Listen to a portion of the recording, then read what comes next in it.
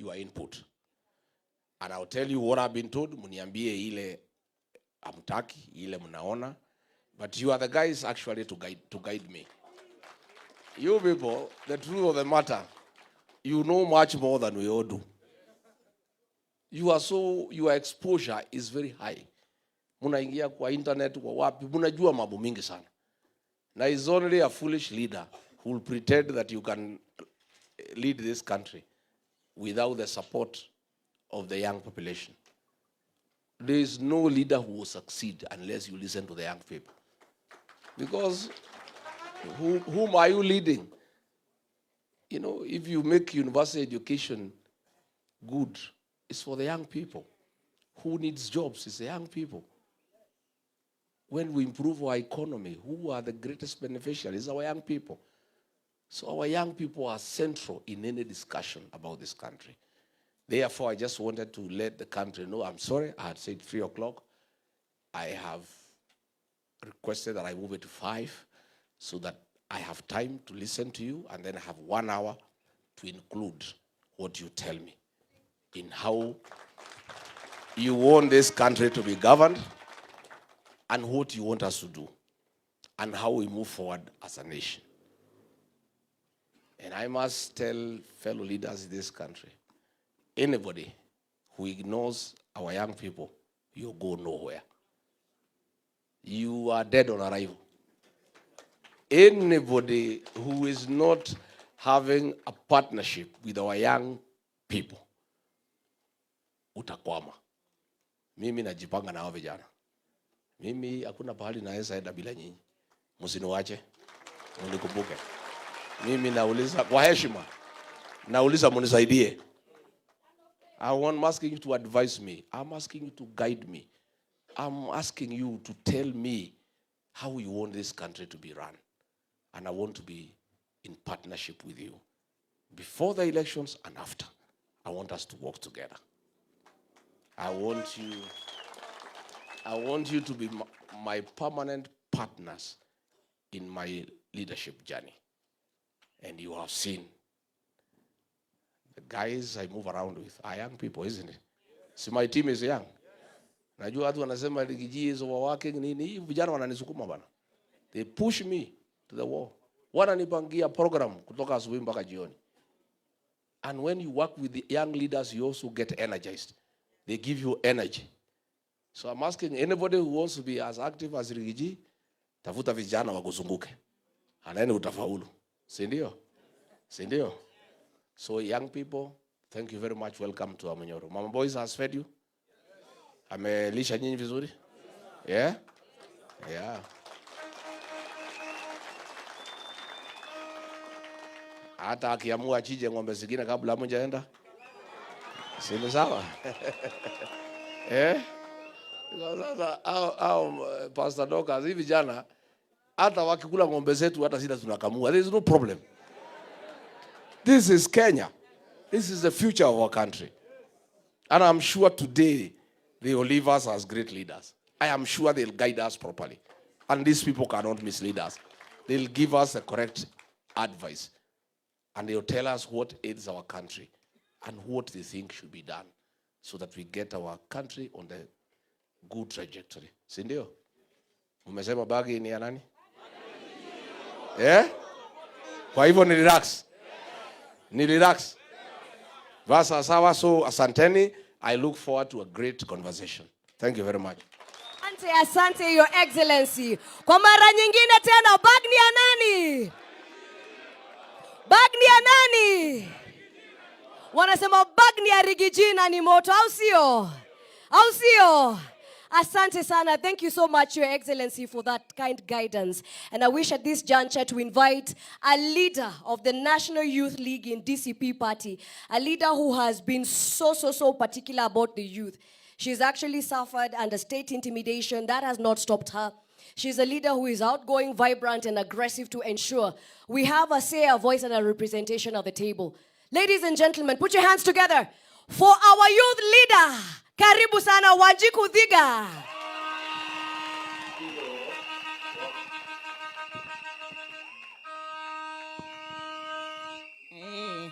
Thank you so much. Hey, Genz, siku yetu imefika ijafika. Imefika ijafika. Top shotter Genz, top shotter. Top shotter Genz, top shotter. Very well, very well. Kama unasema Rigathi Gachagua the 6. Wapi ishara? Wapi ishara Rigathi Gachagua the 6? Thank you so much. Your Excellency, I want to thank you. Thank you, Mama Boys. Thank you. Thank you so much. I want to acknowledge about 40 counties that are here, Your Excellency. Reason yenye nimeingia kama nimechelewa ni ensure that young people across the country are here with you. Your Excellency, vijana wanasimama na wewe. I can assure you.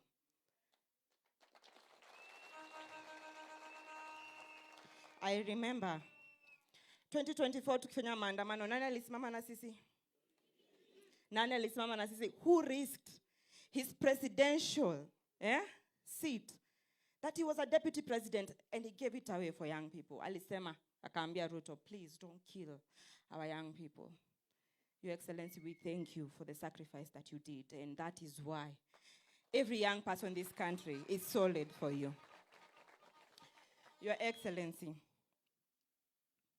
first of all, we want to acknowledge your family values. We thank you that we see positivity in how you work with Mama Dorcas, our Reverend. Najua sahi sisi tunakwanga ma single fathers na single moms, Your trend ni mbaya, lakini our party leader and Her Excellency, Reverend Dorcas, show us how a family should look like. Hata kama mimi natamani kuwa na family kama hiyo. And I know our young people will want such a family, isn't it? It is what that creates a family model. Let me tell you, I'm a social scientist. My master's is in social sciences. Na inasema, everything starts at the unit of family. And we have seen it with our party leader, His Excellency Rigathi Gachagua. So let's use that as our model. Ama ni aje? Simunonanga venye hapo panarai. Sisi tunalalanga hivyo peke yetu, Na our party leader akona solid, So, tuache kugostiana, najua Genz. Wewe ama ujisikii na mtu na ghost unaendelea. But let us see a model that works for young people. Isn't it? Number 2, I want to speak about His Excellency Rigathi Gachagua, our party leader. We see how he speaks about transparency and governance and accountability in this country. And I want to say that as young people, sisi, unajua si tumesoma. And I see and I watch what we do at X. And we follow what His Excellency Rigathi Gachagua says on social media, on his pressers. Hata mmesikia sahi amepostpone pressa yake. Umse huwa anasema kweli ni kweli ama si kweli? Ni kweli ama si kweli? Ndo anasemanga ukweli. What we want as young people is a country that can work for us. Kama unajua, we cannot survive the next 5 years in this country with Ruto. Wapi ishara?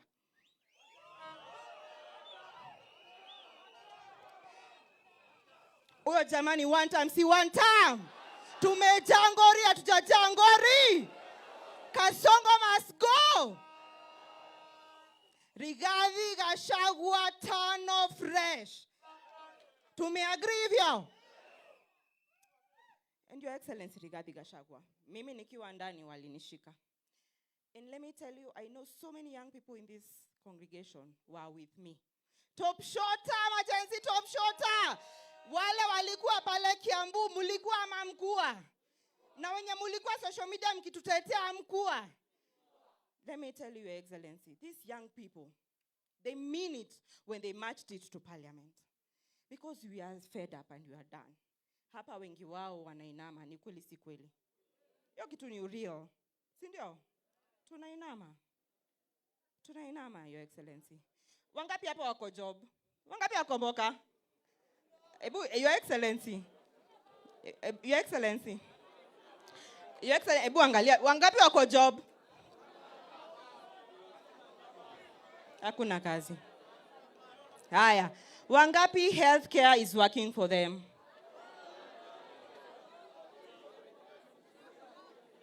Your Excellency.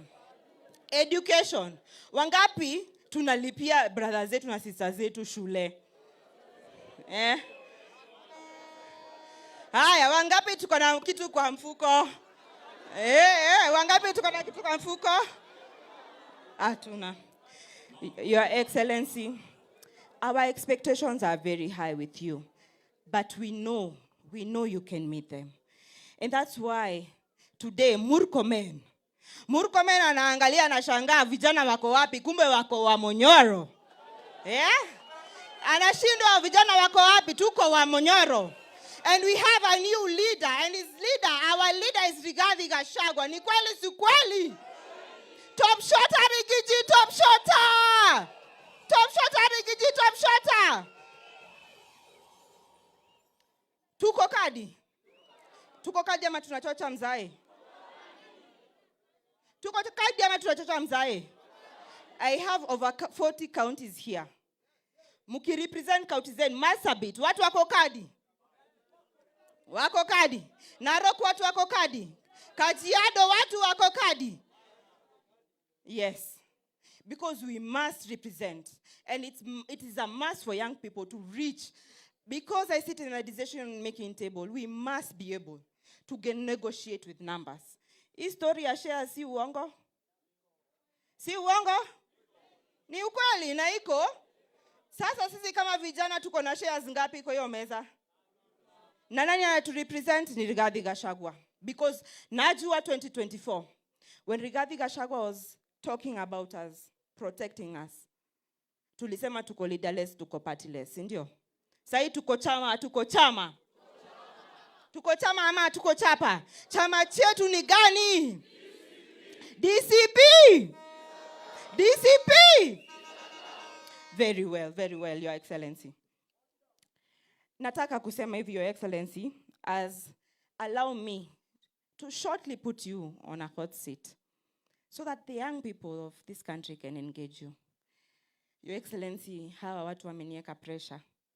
Na wakasema you cannot finish your conclave without meeting you.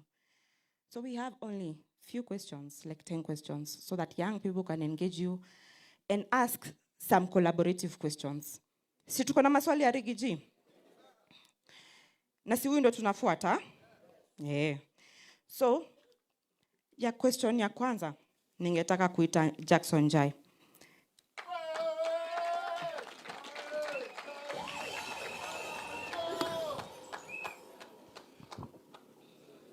Your Excellency, this is Jackson Jai, the Nakuru County Youth Leader. Yeye ndo nasukuma maneno pale county. Na ndio huyu hapa na yeye ni Gitugati. Tafadhali uliza swali. Your Excellency, our party leader, Rigathi Gachagua, Her Excellency, our First Lady, Madam Dorcas, the necessary youth leaders from the various counties, good evening. Good evening. One question that I would like to pose to our party leader. Kumekuwa na maswali mingi sana watu wengi wakikuja huku. Kumekuwa na wazee wakikuja huku wengi sana, inasemekana ati kutakuwa na free and fair nomination. So, our party leader, because kuna aspirants wengi hapa hivi sana. Kuna aspirants hapa? Kuna aspirants? Your Excellency, as a young youth, I want you to assure us that will give us free and fair nomination. Be blessed. Thank you. Your Excellency, we are going just to ask 3 questions and then we can give you a breather to respond. My second question comes from Narok, Lydia Lanoy. Tafadhali Lydia Lanoy, please make your way here kutoka pale Narok County. We welcome you, our shemeji. Wakati Lydia anakuja, watu wanasema wanataka kuona kiongozi wao. Mnataka kuona kiongozi wenu? Basi youth leader tutasonga hapa. His Excellency atakuwa hapa ili kila mtu aweze kuwasiliana na yeye sawa sawa. Hiyo iko sawa?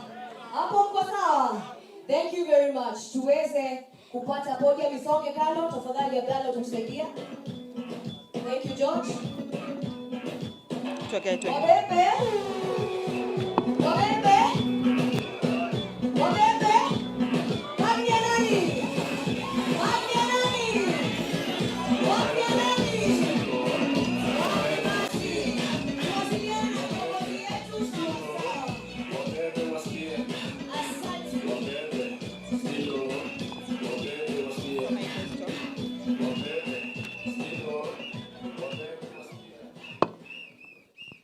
Okay, Your Excellency, the 6th President of the Republic of Kenya, Mama yetu mpendwa, Reverend Dorcas, and all leaders present today. Now, wa youth wote hamjambo? Muko salama? Narok sisi tunasema one time. Nyinyi wote mnasema nini? Okay. The second question, Your Excellency, are you running for president? We want to know as youth, kama yeye atakuwa kwenye debe, si ndio? Yes, thank you. Asante sana. Our question, before His Excellency can respond, alafu tuendelee. I want to welcome Kakamega County, Leon Major Malala. Karibu sana.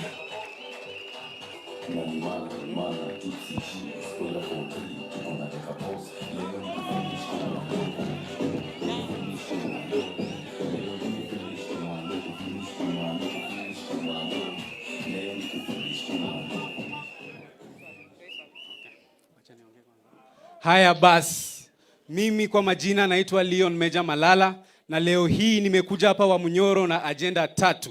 Ya kwanza, ningependa kusema that for so long Genz tumesema we are leaderless and we are partyless. Na nyinyi mnajua ya kwamba that a mission without a leader ni kama ndege ambayo haina rubani. It is bound to crash.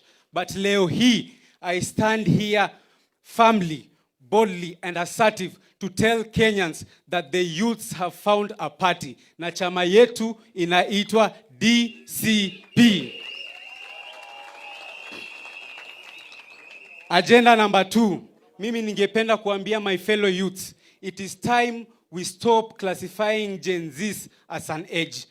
Kwa sisi kufaulu hii mission, we need the unity of every generation. We need the patience of the millennials. We need the wisdom of the baby boomers. Na leo hii nimekuja hapa kuhakikishia that Rigathi Gachagua is a Genz by profession, because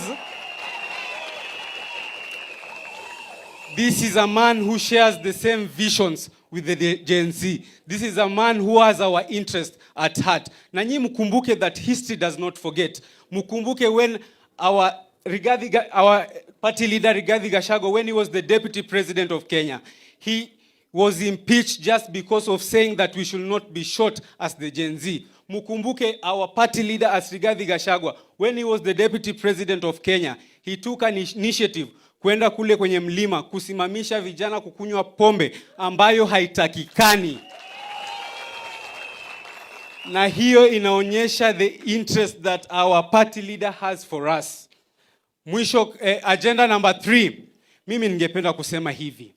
For so long, vijana tumekuwa tukitumiwa vibaya. Sisi ndo tumekuwa tukiuza chama. We have been putting our lives at the forefront kupigania hawa viongozi. Tumekuwa tukiweka maisha yetu at the forefront kupigania vyama. Alafu ikifika kule mbele kwenye meza wanaturusha tena. This time tuko ngangari, tuko rada. Kidogo dakika moja tu. Kidogo ya mwisho nikimalizia, nilikuwa nataka kusema tuko rada and we must bring our demands right now. His Excellency our party leader, mimi ningependa kuomba tukikuja hapa kwa hii chama cha DCP, I want you to assure us that there will be free and fair nominations. Mimi nasikia kuna watu ambao wanatembea na wewe wakisema, wakishachukua picha wanasema hiyo ni ticket direct. Number 2, mimi ningependa kukuomba vijana ambayo watakuwa loyalties wa hii chama, we will take our foot forward to sell this party. Ningeomba uashue that viti ndogo ndogo hizi kama za nominated MCA zikuwe za vijana peke yake.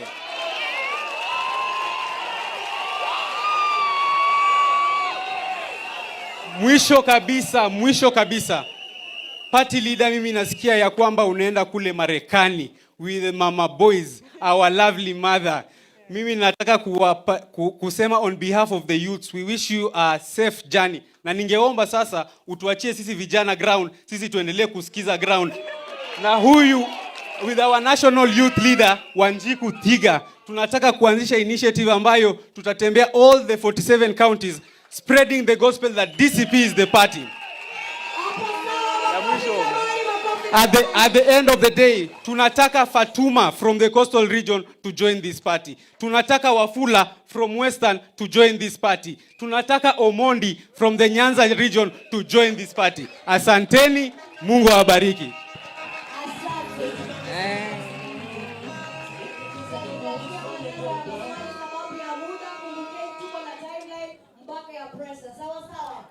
Thank you so much, Rose. I would like to allow our party leader, His Excellency, and the 6th, Rigathi Gachagua, ajibu hiyo maswali ingine alafu tuendelee. Asante. Thank you very much. Asanteni sana. Jackson Jai from Nakuru. You have asked about free and fair nominations. Let me say, for the avoidance of doubt, I'm not very clever, but I'm not foolish.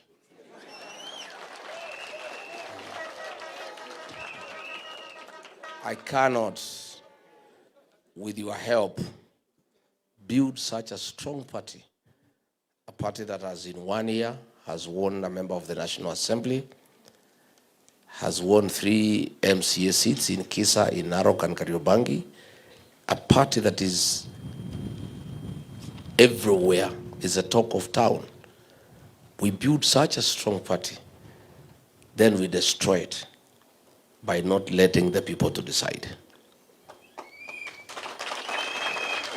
I want to paraphrase the late Stanley Kenneth Jido Matiba, who said, "Let the people decide." In Olokalao, we had done some scientific polls, and Sami Douglas Kamau Waweru was leading. And he was insisting that since he's leading, we give him a direct nomination. And we said, no, let the people decide. And when we conducted free and fair nominations that are the talk of the country, even IBC has asked us to allow them to benchmark with the DCP. Why our candidate in Olkalau won by 87% is because he was a candidate who was a product of a credible, free, and fair nomination, and hence was owned by the people. I want to confirm, for the avoidance of doubt, DCP will conduct free, fair, and credible nominations across the country. One of the reasons that I'm traveling to the United States is to enhance our capacity in terms of equipment, in terms of technology, to conduct free and fair nomination in the last week of March next year. I want to assure our young people, because even Leon Major has asked, please go to the ground. The rest will be decided by the people. Nobody will get a direct nomination in DCP. There is no preferred candidate anywhere, and we will allow everybody to compete fairly. The only instances I'll say no, very firmly, is if aspirants bring violence to our meetings, or if they bring noise. As long as you are orderly, as long as you are meeting, your supporters are disciplined, everybody who wants to come to DCP is welcome. What DCP cannot entertain is violence, is disorderly behavior. DCP and its leader have been victims of violence, of goons, of disorder. We must do things differently. And since we want to form the next government, we must start showing the people of Kenya that we are orderly and we are disciplined. Otherwise, nobody is preferred. Those who want to take photographs with me are welcome. How they use those photographs is up to them. If you find your opponent has taken a photograph with Rigathi, don't complain, just stand up in the morning and take yours. If it can help you. And these photographs, I don't charge. If I had wanted to be rich, these photographs, everybody is asking, I will be charging 100 bob, I will be a rich man. So please, free and fair nomination, confirm. Number 2, Lydia Lanoi from Narok. Is Rigathi running for president? The answer is yes. There are many people.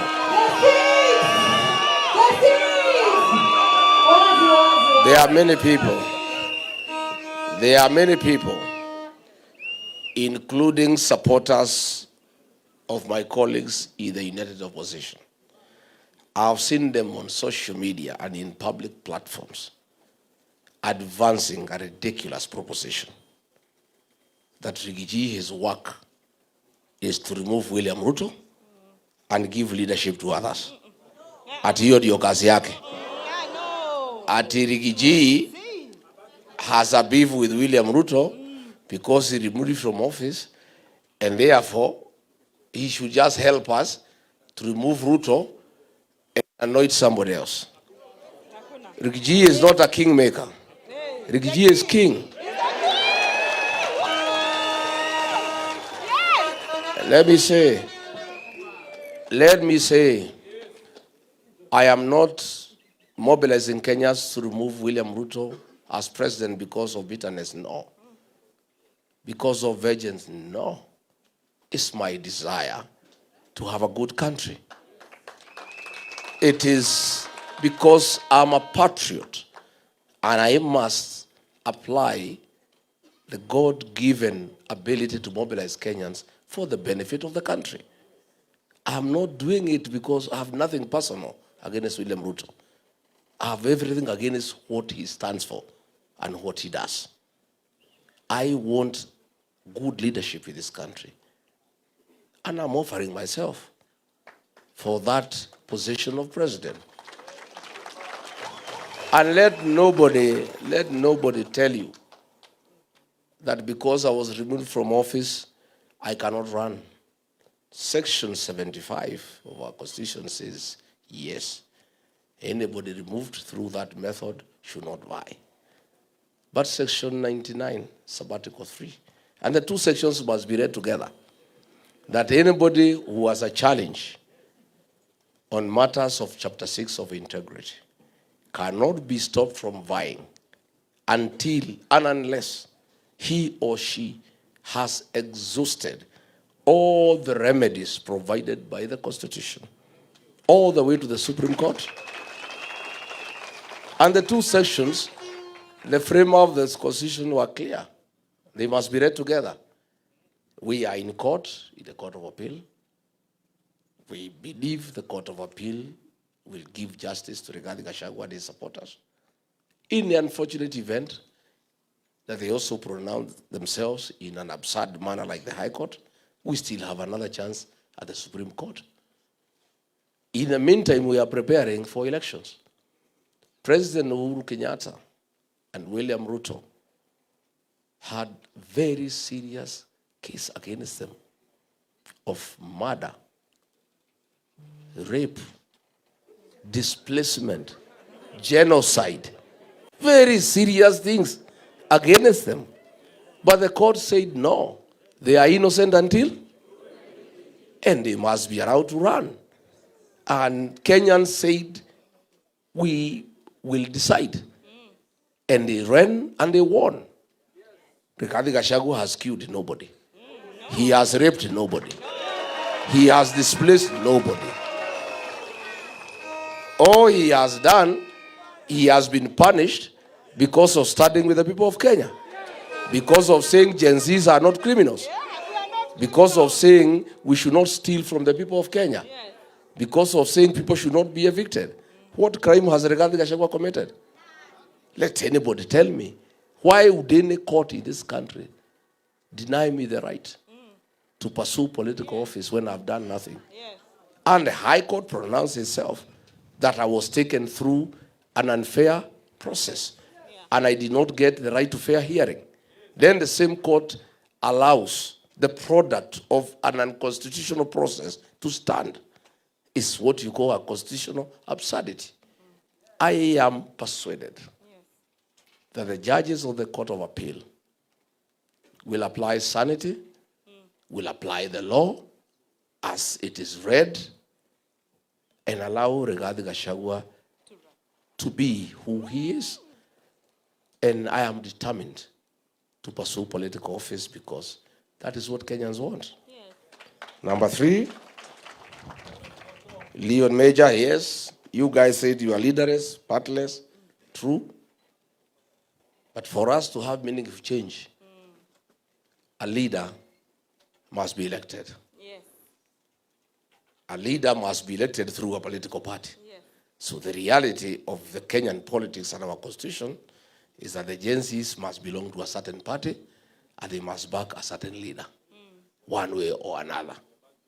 It is my request that if the young people of Kenya so desires to fight Rigathi Gachagua to be that leader, it is my desire, it is my prayer, it is my request that the young people of Kenya identify and associate with the DCP party as a vehicle that will deliver the change that they desire. Thank you. Tuweze kupata maswali pengine so that His Excellency our party leader aweze kujibu. Okay, thank you. I want to endorse what our Excellency Rigathi Gachagua said. When we entered by-elections, and that is beginning in 2025 and this year, 2026, Rigathi Gachagua endorsed the leadership of young people. Wacha niseme, kule Narok town tulikuwa na mheshimiwa anaitwa Masikonde. Pale Kariobangi North tukakuwa na mheshimiwa anaitwa Wanyoike. Na kule Kisa East tukakuwa na mheshimiwa anaitwa Aduda. Those are young people. Na 2026 tukakuwa na chokora wetu. Tunamjua ni nani? Sindio, this is the person who endorses young leadership. Na mkiniona hapa, si mimi ni kijana. Wewe ukijiangalia wewe si kijana. Thank you so much, Your Excellency. We want to thank you for the leadership, and we want to thank you especially for believing in youth leadership. Niseme, Sahi, I want to give the opportunity to the next 3 leaders from different counties to ask a question. Probably there is one thing I did not respond to that was raised by Major. Ya kwamba hizi viti alisema ni ndogo ndogo. Siwachiwe vijana. Hakuna viti ndogo ndogo. Leadership is a very serious undertaking. These MCAs are not small people because they change lives. County assemblies oversight county governments to make sure that public resources allocated to the county are used prudently to the benefit of the people. They make laws that govern the county. So those seats are not small. Those are serious seats. And I'm very happy. Most of you young people have registered to run as MCAs. I came to Karatina, my hometown, last year. And the aspirants who are Gen Zs could not let anybody say anything. Everybody wants the Gen Zs. And I thought the Gen Zs are using their numerical strength to intimidate the elderly people. Then I asked the women, who are my friends in the market, the women told me this time tunachagua majenzi. So I want to encourage you, run for these seats. Run as MCs. Run as members of parliament. Run as senators. But those who will not make it, I agree. Nominated slots for DCP will not go to boyfriends and girlfriends.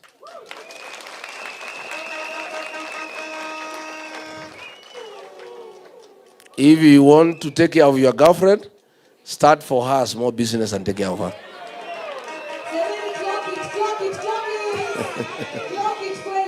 Senor, nominated slots in DCP will be for young people who have demonstrated hard work and loyalty to the cause and to the party. And I am checking, and I will be personally in charge. Let nobody tell you that kuna watu ati watapeana viti huko. Mimi mwenyewe naangalia hapo Nairobi City. I've already identified a young man called Jemo. Huyo kijana.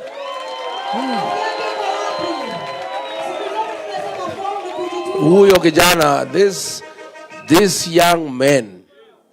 I wish I had 10 young boys like this one. I would be a very happy leader. He is all over Nairobi working for the party.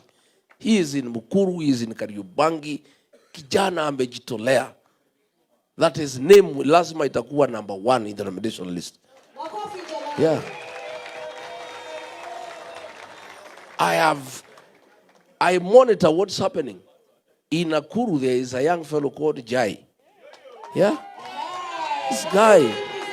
This guy, sometimes you find him in Maela. Pahali hakuna barabara. Sometimes he's in Kureso. He's where? He's working hard. And many others.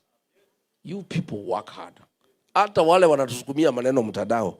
I am taking note. Naona wale wanatutetea na kutujenga. Hata kama ni pseudonym, mimi natafuta hii pseudonym ya nani? Zinio. So please, let me tell you, young people, work hard. The late John Mechoke told me, he called me to his office. He was an administrator like me. He told me, Rigathi, Gachagua, governance is 2 words. And let nobody cheat you. Forget about what philosophers write about governance. Simple. Governance is reward and punishment. You reward those who do well. You punish those who do bad. That is governance. I am telling you today, work hard. I am taking note. And I'm not delegating this to anybody. I am personally monitoring the activities of our young people. And I want to make sure that all those who are very active and who are loyal to our party and to the liberation cause of removing William Ruto will be rewarded and affirmed. So, mpira kwenu. Thank you. Mmesikia vile party leader amesema? We have an equal and an honest, true, fair, transparent fighting chance in this country. In 2027, we want to look at leadership. Okay. Sorry, Your Excellency. There's another young girl from Oranga, tall, slender girl. Where is she? What is her name? Yeah? You are called who? Mimi sijui jina yako lakini nakuona. Huyu msichana huyu amejituma sana. Lazima wewe utakuwa kwa bunge ya Murang'a. Utakuwa huko ndani. You will be inside there. We will nominate you to the Murang'a County Assembly. And why not? Why not?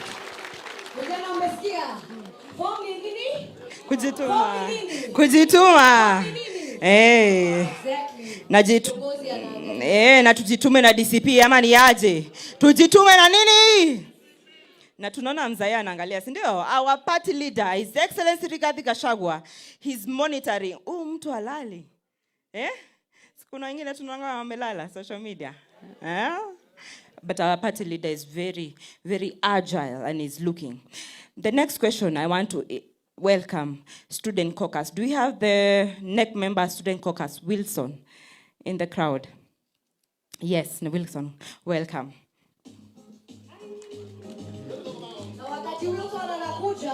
Nataka kuonyesha party leader wetu kwamba sisi we are very active. Hapa kulikuwa na aspirant governors. Chama cha DCP tusimame wakati Wilson anakaribia. Governor.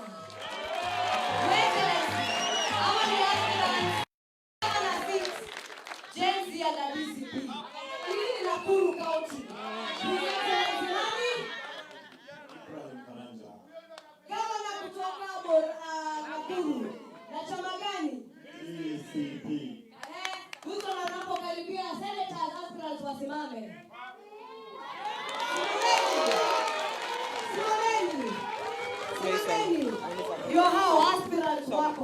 wasimame. Women representatives wasimame. Women representatives wasimame. Hapa ni Nyandarua, pale ni Kajiado, wapi kwingine hatuoni? Tuko hapa, tuko Nyeri, tuko Kajiado tena, tuko wapi? Meru. Na Kilifi, everywhere in the country. MCAs ambao wanasimama na kiti cha DCP. Your Excellency, angalia. Angalia. Your Excellency, hawa vijana wote wamesema wauhuru. Hawatakuwa members na supporters peke yao, watakuwa mpaka aspirants. Na form ni nini? Form ni nini? Na chama ni nini? Asante you leader.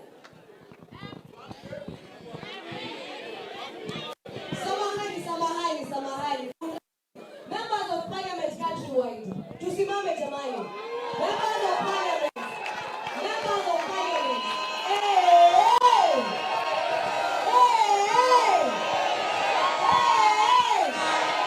Lakini vijana niwaulize, mkienda bunge, mpatane vijana kama 100 wa DCP.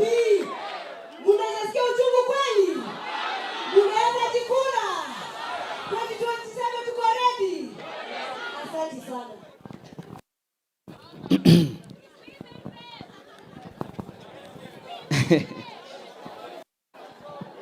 Nimesikia wanauliza mambo ya women rep. Uliza women rep. All right.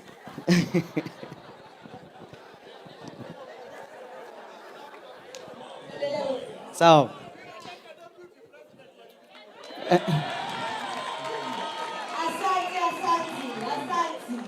Na wasalimu nyote, hamjambo. Pande hii mnaniona vizuri? Pande hii mnaniona vizuri? Hapa katikati mnaniona vizuri? Pande hii mnaniona vizuri? Asanteni. Kwa majina ni Wilson Kanyago and I represent the student caucus and I am the chairperson. So we have a question for you here, Your Excellency, and it begins like this. We have seen governments around the world respond to digitally organized youth protests in very different ways. Some go through dialogue and reforms, and others go through policing, restrictions, and attempts to control digital spaces. If DCP forms the next government and faces leaderless, digitally mobilized youth, movement protesting about unemployment, corruption, the cost of living, or broken promises, what would you do in your government? That is question one.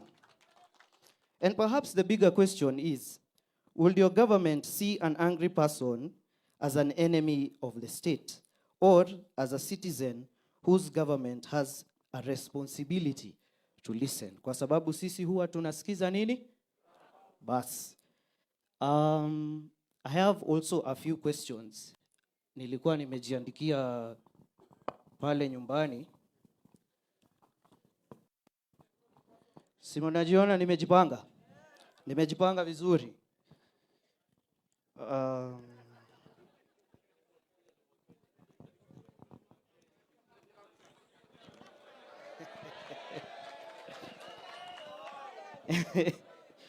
Mimi saa ingine huwa ninaona His Excellency akipanda mahali huwa anapanda na kakaratasi kama hii. Alafu unaona ndio anafinya kasongo kabisa.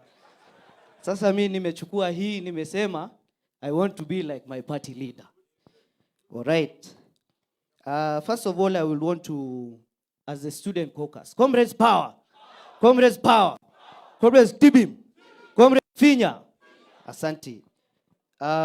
We will want to say thank you so much for giving us this chance and opportunity to come here to Amnyoro. Kuna wengine wametoka Western pale Shamahoho. Wamekuja all the way na lazima wasikize His Excellency Rigathi Gachagua. And of course is to acknowledge your strength to make Kenya better again. Even though I quote what you always say, you regret, because among the biggest mistakes, it was done by you. But you will want to restructure and make Kenya again. Ingekuwa ni mimi, personally, ningekuwa nime give up, na nimesema mujipange. sisi kama comrades, you are our presidential candidate because during the 2022 Genz maandamano, he was the only 2024 makosa ni. He was the only principal who said we need to sit down and listen to these people what they are saying. Yet jioni kuna mwingine alituita criminals and violence human beings. Terrorists. So kwa hayo tungependa kuendorse His Excellency, specifically Majenzi. Kusema ukweli, we see a father figure to you, in you, sorry. Haya, ikifika, wacha nisisome hiyo. Hiyo. Asanti. We have asked about the unemployment. Na hii Kenya, mahali imefika. You go to university, unasoma 4 years or 6 years, depending with your degree. Sindio? Lakini, if you don't know someone who knows someone, and that someone knows, hiyo kazi utapata kweli. So, we want Your Excellency to actually answer the unemployment and uncertainty after graduation. Because currently, KMTCs, wacha hata mimi niko na Intel kidogo. KMTCs huwa wana graduate 20,500 students every year. And only 5,000 are given jobs. Hiyo ina make sense kweli. Hao wengine wote waenda wapi? Si ndio? The last thing, let me finish. Thank you. We have the funding model. We really request you to pick a vita hii funding model. Kwa sababu haitasaidia vijana. It will not help him at all because there is delay in disbursements and the help itself identifies inadequate funding and just for an equalizer in everybody's life. Akisha soma apate hiyo degree. Si mambo yake hapo mbele iko sawa? Sawa. Asanti kwa hayo mengi na machache, nimeshukuru. Thank you so much, Your Excellency. The new funding model for the students has been a quagmire, something we debate on national television and Pale ground. Allow me to invite someone else from Marsabit, Roba Boru. Welcome. Vijana wa Borana, Your Excellency, wamekuwa wakileta shida sana, hawachi kubali. Uko wana abduct wazee wao. Huyu kijana anaitwa Roba Boru amekuwa akinisumbua every day. Ananiambia kwamba lazima utetee vijana wa Borana. Welcome and allow us to ask you a question.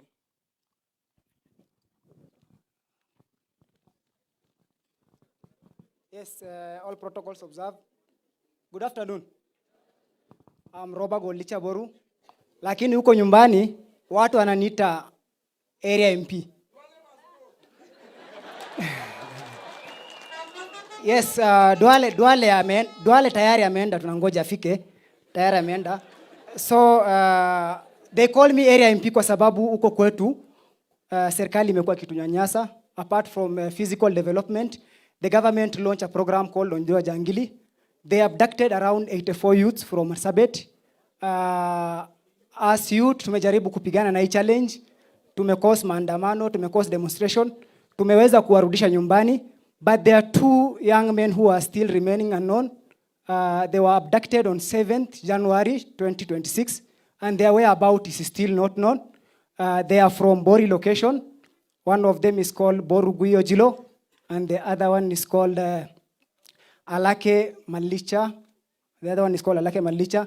Kindly, Your Excellency, we would like you to address and bring to attention of the public about the whereabouts of those 2 boys.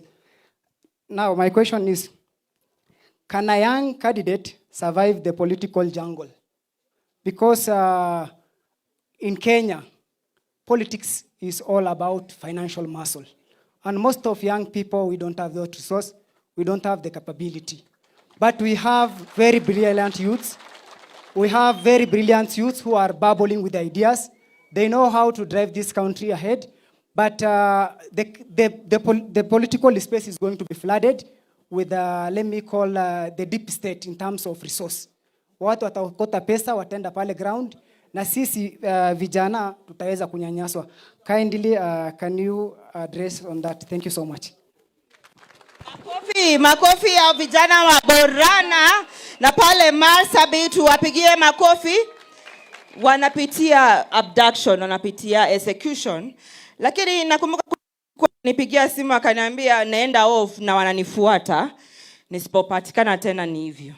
This is a young gentleman, Your Excellency, from Marsabit community fighting for one term. Your Excellency, young people hatuna mbele wala nyuma, tunayo. Mimi hata wakinichukua, mimi sina kitu ya kulose. Wewe uko na kitu ya kulose? Nifuuliza tu tuko nayo ama ni kweli si kweli? We don't care, your party leader. So party leader, our hope is in you. And I know the pressure is a lot and it's mounting, but we know you can make it for us. All kura zote za Genz ni zako, Your Excellency. I want to give you the opportunity to respond.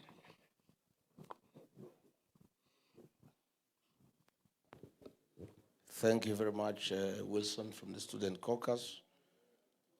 You're asking about the future, the safety of the digital space in our administration. I want to assure you that some of us have accepted technology as a way of life, and not anybody stupid would fight this technology. It's the way we communicate. It's the way people get to move business. Nothing now today is being done manually. I want to say that in enhancing our democratic space, everybody will be allowed to express themselves digitally. And this issue of people being suppressed because of digital expression is a thing we will not allow. Again, you have asked a very good question. Whether those who criticize our new administration will be seen as enemies of the state. That is what we are fighting. The use of the criminal justice system to suppress dissent, to subvert democracy, and to enhance violation of human rights. I want to give a commitment that our administration, and you'll be partners with us, you are the people who is going to run the Ministry of ICT. What business do you have? What business do you have giving William Kabogo as Minister of ICT? Yeah? I mean, surely, you know, there are some jokes that is really an insult to the people of Kenya and to our young people. Yeah? Why would you want to give a William Kabogo to run the Ministry of ICT? We are very young people who are software engineers with various capacities, who are experts in artificial intelligence, who will really revolutionize digital technology. So we cannot have a government that is an enemy of the people. We will allow institutions of oversight to prevail. A good government is the one that is criticized. None of us is perfect. Power corrupts. Absolute power corrupts. Absolutely. Even I, Rigathi Gachagua, if nobody checks me, chances are people around you push you to become a dictator. There must be institutions of oversight. And we must allow people to speak and speak freely. That is what I must tell you. You ask whether we shall listen to the people. Of course, our party, our motto and slogan is listening to our Kenya. We cannot be listening to Kenyans today, then we stop listening after we form government. You'll be saying one term after 6 months. You think I don't know? Mimi najua, mimi I'm not like Kasongo. Hiyo Kasongo najua kichwa yake ni ngumu. Na masikio ameweka pamba. Utakosa kusikiza Wakenya namna gani? The problems William Ruto is facing today is because he refused to listen to the ground.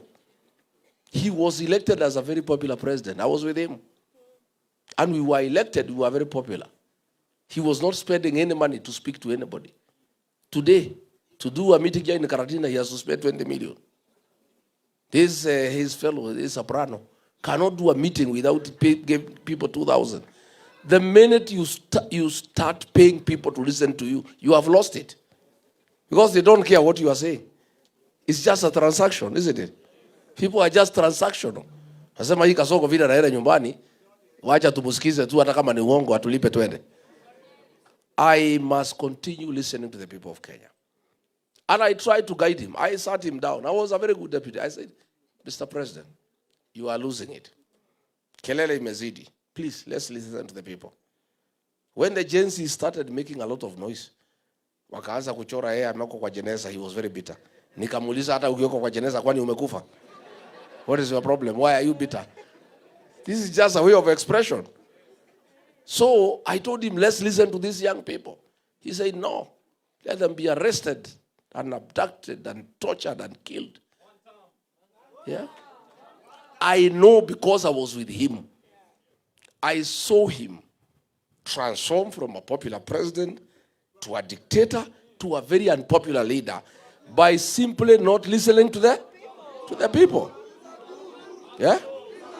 Or he's a goon. Or he has transformed now into a goon. Now, hata mumenichanua hiyo disiku wanajua. Kuanzia kesho nitaanza kueject. Asante sana. Mumenisaidia sana. Let me tell you. I saw. Yeah? Tuanze leo. Aya, sawa. I am telling you, I saw it. A very popular leader elected. Tukiwa naye pale. Within 6 months, he started going down. I pleaded with him, please, let's listen to the people. He told me, no, you don't do what is popular, you do what is right. I told him, Mr. President, if the majority of the people who elected you are saying it is not right, you cannot insist it is right. Listen to them because they are your employers. Bana hakuna uchaguzi bana, hiyo ni mambo ya next year but one. I said, listen to the people. They are saying this finance bill, they cannot accept. Please don't force it on them. You will have an egg on your face. Wewe unataka kupinga serikali ukiwa ndani? No, I'm just being a good advisor. I'm just advising you because I'm listening to the people myself. So, ameenda, ametransform, kutoka president, amependwa na watu, amekuwa dictator, amekuwa mwizi, ameua watu, finally amekuwa goon. Yeah?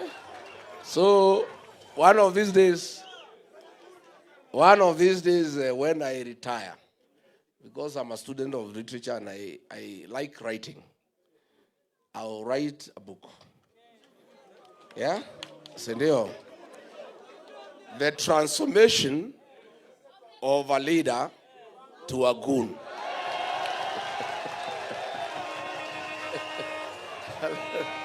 Asante sana. Then, of course, Wilson ameuliza mambo ya certainty of employment after graduation. We just have to fix our country, and we just have to be very realistic. We have to work on manufacturing and import substitution so that we create industries to employ our young people. We have to start agro-processing.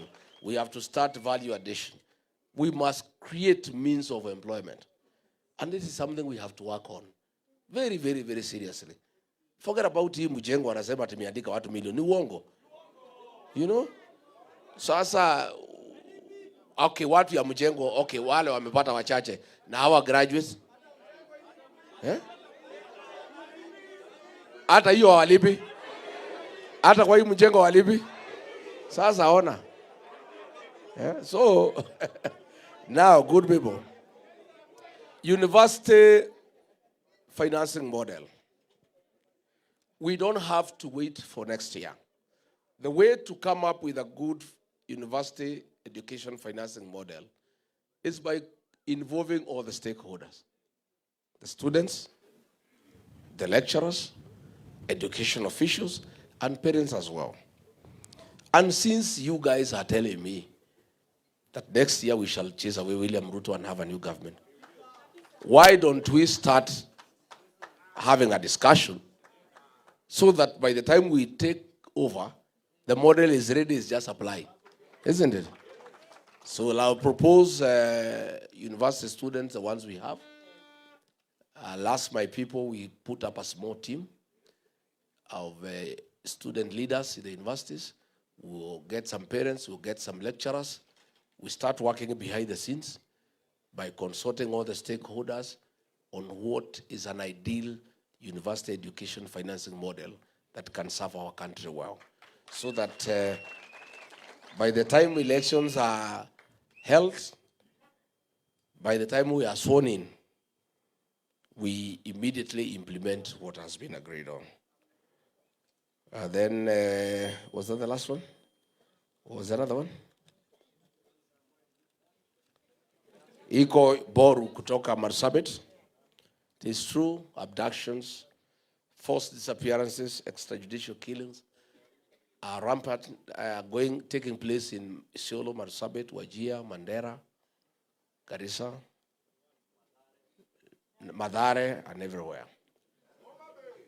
Now, Homa Bay was a massacre. And one of the areas, one of the cardinal responsibility of any government in the world is to protect life and property. William Ruto has failed in all fields: education, health, the economy, everything. But the one thing we shall never forgive him is the insecurity in the country, where he has surrendered National Police Service mandate to goons. So, where people are not sure, I had a delegation from Isiolo this morning and Marsabit. They were telling me, when you go to sleep, you are not sure you will wake up, because people are likely to attack your manyata, kill you, and steal your cattle. When you travel from point A to B, you are not sure. And this young boy, Mutukutu William Ruto ameweka, huyu Mukomen, viatu 1 million, saa 800,000, mushipi 1,600,000. The guy is walking around with about 5 million on his own. He is telling us, no, unajua, it's so disrespecting the people of Kenya, kuwatharau wa Kenya, that if you know where goons are and the police confirm, please don't go there, go somewhere else. What is he telling us? If the police know the goons are there, they arrest them and take them to court. But this is a man who is so arrogant. They have stolen so much money.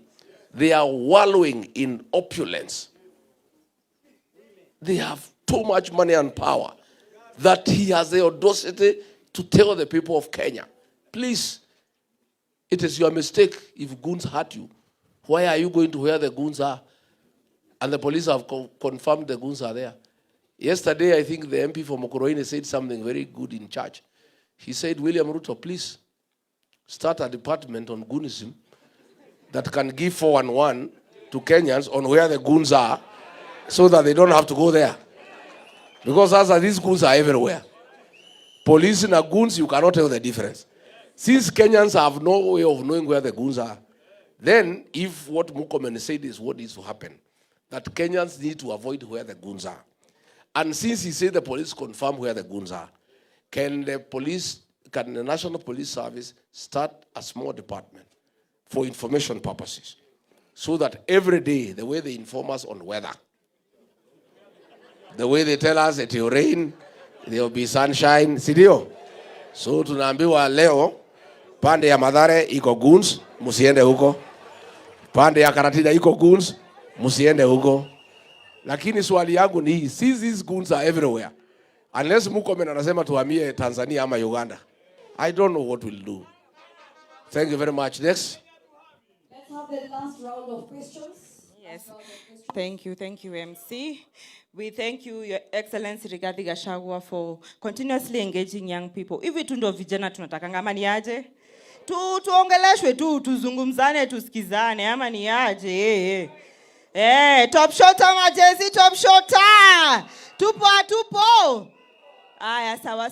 As I welcome Women League, Margaret Weithegeni, Your Excellency, the Youth League is a caucus that is acting as a pipeline to create the next generation of young women leaders. Your Excellency, I want to thank you extremely for allowing me and giving me the opportunity to lead at national level the DCP Youth League. And through that, I'm also extending a hand. And I want to say that I have Grace Jengo kule Nyeri.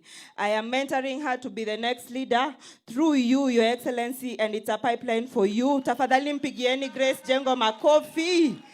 Nataka kwa kusema niko na Lydia Lanoi pale Narok. Next leaders generation tunawaona pale. Nataka kusema pale Taita Taveta, Habiba umefika. Your Excellency, Habiba is also on her way. And I also want to say, Kisumu, tuko na youth leader, mwanamuke ako wapi? Veronica Blessing.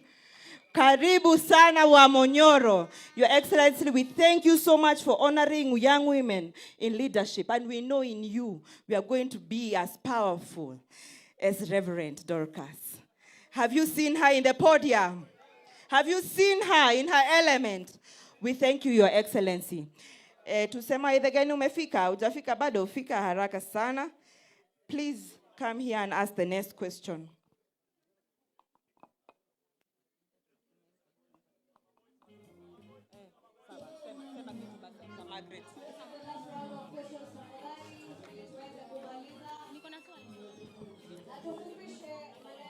Sawa. Hello. Vijana hi. Buddies hi. Kwa majina naitwa Margaret Njeri Weithegeni kutoka Laikipia. Na mimi nilipatana mara ya kwanza na His Excellency wakati ambapo nilienda shule ya Tumutumu Girls High School.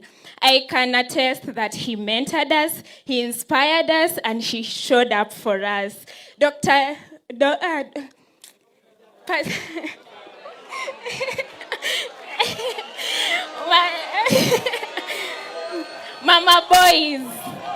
Mama boys, you showed up for us like a mother. You prayed for us. You showed up for us in many ways, and you motivated us to actually see sky as not the limit. But now sisi tumekuja hapa, tumemaliza shule, tumekufuata Your Excellency, tumeingia kwa chama. We want to be mentored. We want to grow. We want to be as fierce as Honorable Jane Njeri. We want to be as fierce as, Senator Medhu. So this is my question. We keep hearing that young people are leaders of tomorrow, but tomorrow keeps moving. Does DCP have a structured mentorship program that connects young aspiring politicians with experienced leaders and gives them the skills, networks, and confidence to actually run for office? Si tunataka baddies wakue kwa ballot? Mnataka baddies wakue kwa ballot? Harambe! Asante sana. Thank you. This juncture, Buddy, thank you. At this juncture, I want to welcome the Disability League higher. Representative of the Disability League, welcome, please. Tuulize swali. Tusalimia party leader pale. Na tunataka ulize swali kuhusu asalimia mama boys. Ama mnasema je maneno ya mama boys nyinyi? Hapa gatekeep by wazi.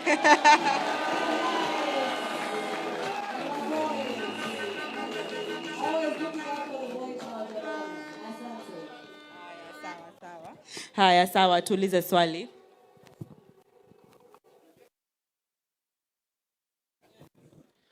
Vijana power. Vijana power. Thank you very much. Kwa sababu leo, this is a consultative meeting. sitapaza sauti sana. Your Excellency, the elected leaders, my name is Haya Dennis. Natoka eneo za Bondo. Kule ambako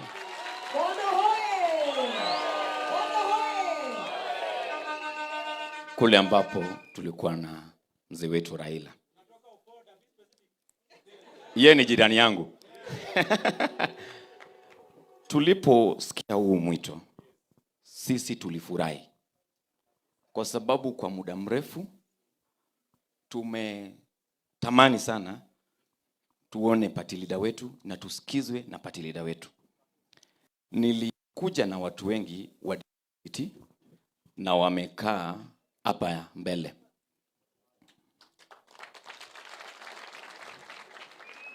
Hatungeweza kuwa wengi sana, lakini tuko wengi. This is a representation of very many persons with disability in this country who are ready to stand with the party.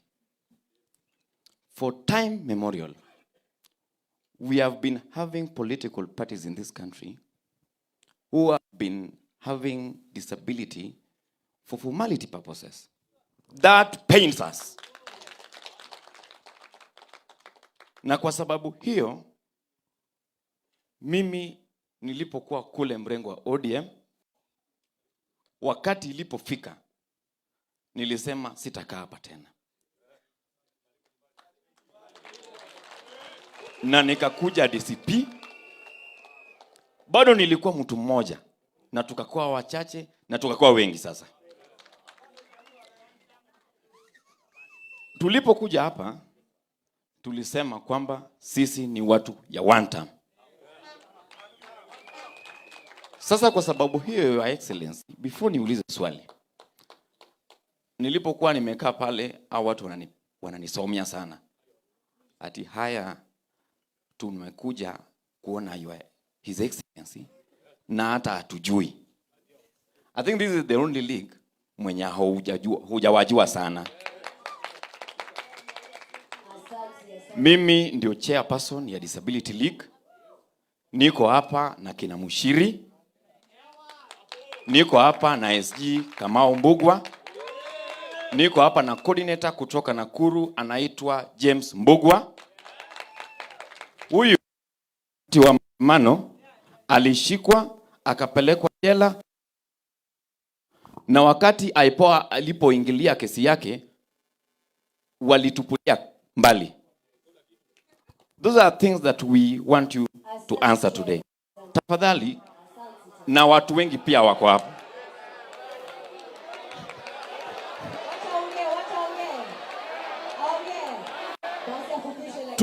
Tuko pia na watu hearing impairment, deaf community.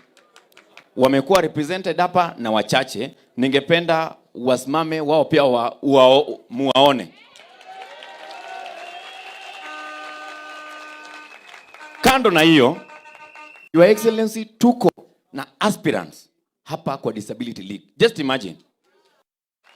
Wao pia ningependa wasimame uwaone the aspirants. Niko hapa na Mchiri, niko hapa na Kamau, niko hapa pale na Marian, Maina, na watu wengine wote. Na Teddy pia ako pale na ule mwenzangu. We are coming here as an asset. For many times, disability has always been looked at as a liability. We are no longer coming here as a liability. And for your information, we have a plan. Hiyo plan ni ya kwamba we want to walk across the country. We want to mobilize over 300,000 persons with disability with the card. Na unajua sisi tunakuja kama we are having a ripple effect kwa party. Kwa sababu huyu Kamau hapa, for example, ametembea na guide wake. Huyu Mshiri ako na guides kama 5 wenye wako hapa. Wakati au 300,000 wanakuja kwa party, they are coming like 300,000 times 3 or 5. Hiyo kura karibu imeingia milioni 1. na hao wote ni ya DCP. Sasa tafadhali, kwa sababu ni ya muda, ningependa hao watu waseme jina yao. Hii Mushiri dogo tu. Wamesema time imeenda. Lakini wacha niulize swali sasa. Swali niko nayo ni kwamba nimeona, na kwa sababu mimi pia ni vijana, wamesema nomination. Sisi pia tunaliza hiyo swali. Huyu Mushiri akisimama pale Kariobangi North, si uache yeye akimbie peke yake? Wamesema hapana, lakini akisimama hivyo, tafadhali anaweza kuwa na ile assurance ya security. Kwa sababu yeye haezi kimbia wakati ile vurugu imetokea. Number 2, tuko na zile vitu kwa constitution inaitwa 5% of every job opportunity. Like, Your Excellency, it lacks what we call penalty. It is very vague and vacant. Kwamba it is very optional kwamba the organizations can decide to employ or not. We want you to put it that there will be a penalty for those organizations that will not have 5% representation for persons with disability in this country, in your next government. We have a proposal there that will request to be presented to you in your due time if you allow us. Bado tuko na wewe hapa. Baada hii tunaomba utuone nyuma ya tent sisi kama persons with disability. Ndio hiyo watu wote uwajue tafadhali. Thank you very much. Vijana power. Asante sana. Thank you so much, Dennis Haya, Your Excellency, the representative of disabilities, only asking for inclusion. And I know inclusion what it means, kwa sababu sisi kama kina mama tumekuwa tukipigania 2/3 na hadi walewa ijaipatikana. But we know, Your Excellency, with you, disability na women inclusion itakuwa pale mbele, kipaumbele. Swali yetu ya mwisho, Your Excellency, so that you can respond to us. And as I ask Mike Steve kutoka kule Murang'a, who is the county youth leader wa Murang'a na ni medic. Huyu alipigwa risasi karibu 5-6 akiwa Olkalao akipigania chama. Aulize swali ya mwisho. Your Excellency and the 6th President of Kenya, Her Excellency Dr. Reverend Dorcas, na majenzi wenzangu, harambe! Harambe! Kwa majina, mimi naitwa Mike Steve. And Your Excellency, today, I have a humble request. I love the good job our lawyers do, read by Mheshimiwa Jeremiah. Kila time mwenzetu ameshikwa, wanaungana, wanaenda wanamtetea. Mimi kama medic, I'm a doctor by profession. Ningetaka utupatie ruhusa. Pia sisi kama madaktari, when I look at this all, and I know several doctors wako DCP, na several nurses na pia pharmacists. Pia sisi tungetaka tukue na kikundi. Ili tunapoenda kule campaigns ama kule rallies, when one of us is injured, tunamshughulikia mbio, anarudi kwa ground, anafukuza kasongo. Ama ni aje? Your Excellency, kwa bahati mbaya, tunaongozwa na CS ambaye hana clue yoyote. A clueless CS wa health. Unamjua? Yule mse wa kule juu. Si ndio? Your Excellency, as the young people we are able, and because you'll be our president, mimi kama Genz, hata hiyo kiti ya CS tunaweza sukuma nayo ya health, si ndio? Because at least tunaomba, sababu tumeona pale tunaenda katika campaigns zetu ama rallies, most of the Genzs are injured. Kama venye I was injured kule Olkarau, tungetaka tafadhali tupe ruhusa tuweze at least kuwa na kikundi cha hao madaktari, tunashughulikia mmoja wetu anarudi kwa siasa. Mwisho kabisa, I want to assure you, I come from Murang'a. Murang'a hoye! Murang'a hoye! The Genzs from Murang'a are fully behind you. Na Your Excellency, usiwe na shaka. Pale Murang'a there was a proxy party imekuja hapa imeziduliwa. But the youth of Murang'a are right behind you. And we assure you, kura zote za Murang'a, mimi nimeongoza tukokadi. Mimi nimeongoza the mass voter registration. And we can assure you, the numbers of Murang'a, manzi dizo zitasil kila kitu. Vijana hoye! Kwa mengi na machache, nashukuru sana, asante. Thank you, Your Excellency. We give you the opportunity to respond. Thank you. Thank you very much. Margaret, let nobody tell you that you are leaders of tomorrow. That's an insult. Hiyo ni kutukano. Leadership ya hii nchi is 18 and above. Are you 18? So why is somebody telling you that you are a leader of tomorrow? You are the leaders of today and tomorrow. You are the present and the future. I want to encourage you, good people. Come out and lead. Go and look for these positions. You guys are the majority. Why would you lose the seat unless you people don't love one another? Persuade your colleagues that this is your time. I don't want anybody to tell you are the leaders of tomorrow. We have a very strong mentorship program. If you check in the party, the elected leaders I have, Akina Methu, Akina Jean Jerry, Akina Karungo Thangwa, I allow them to flourish. Mimi siwafuniki. Many leaders don't want young people to flourish. They feel insecure. I'm not insecure. Hii vijana wakiongoza hata mimi nipumzike. Si ndio mzuri? Yeah. If they can take over and run this country, mimi nikae hapa na Reverend Dorcas tungoje watuletee chakula mwisho wa mwezi. Iko makosa gani? I want to be the leader. My legacy, I want to live in this country. I want to be that leader who mentored young leaders and gave them space and made sure they are solid leaders. Iko mtu alikuja kuniambia juzi, hii akina Methu usiwakubabalie waende sana. Watu wanaweza kuja wasahau wewe waende kwa hawa. Nikamuuliza hata wakienda na hawa na ni watoto wangu iko makosa gani? What is the problem? We must be genuine. Why do we have a problem in ODM? After the death of Raila Odinga, he built a very strong political party. It's one of his greatest legacies, a strong political party. But he never mentored anybody. After his death, the party is up for grabs. There is nobody. There is no succession plan. Ile iko imeuzwa. Si imeuzwa? Sasa, surely na sina ubaya. Huyo mzee anaitwa Oburu. Can you take that party anywhere? Niliona juzi akisoma anasema nimeshindwa kusoma, rais enda ujisome.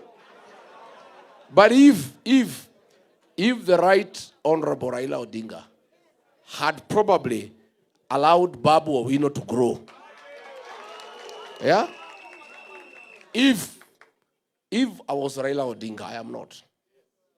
If I were him, I would have mentored Babu Owino. Today, that party would be very strong. And he would negotiate with Ruto or with Rigathi as an equal. Saa hii wanapanga pango hapo na Ruto. Ile mzee amepatia hiyo chama hata kusoma ni shida. So, akienda negotiation na Kasongo, can he negotiate anything? Si atamwambia Kasongo ile maneno amekuja naye atampatia Kasongo asome. Si Kasongo atabadilisha? Si mnamjua? Sasa akija vile alifanya Naivasha, anamwambia Kasongo ile maneno tuko nayo nenda usomee mbele, ninashindwa kusoma. Sasa wakiandika ile maneno ODM na anataka apatie Kasongo ajisomee, si Kasongo atabadilisha? Let us be genuine and honest in genuine mentorship of young people. I want the young people of this country to look at all the political parties and look at which political party has really embraced young leaders and is deliberate in mentoring them. Kama mimi nimekubalia hao vijana niko na hawa wakuwe mbele, you are safer in this party because we have shown through action that we are genuine. I don't believe young people are the leaders of tomorrow.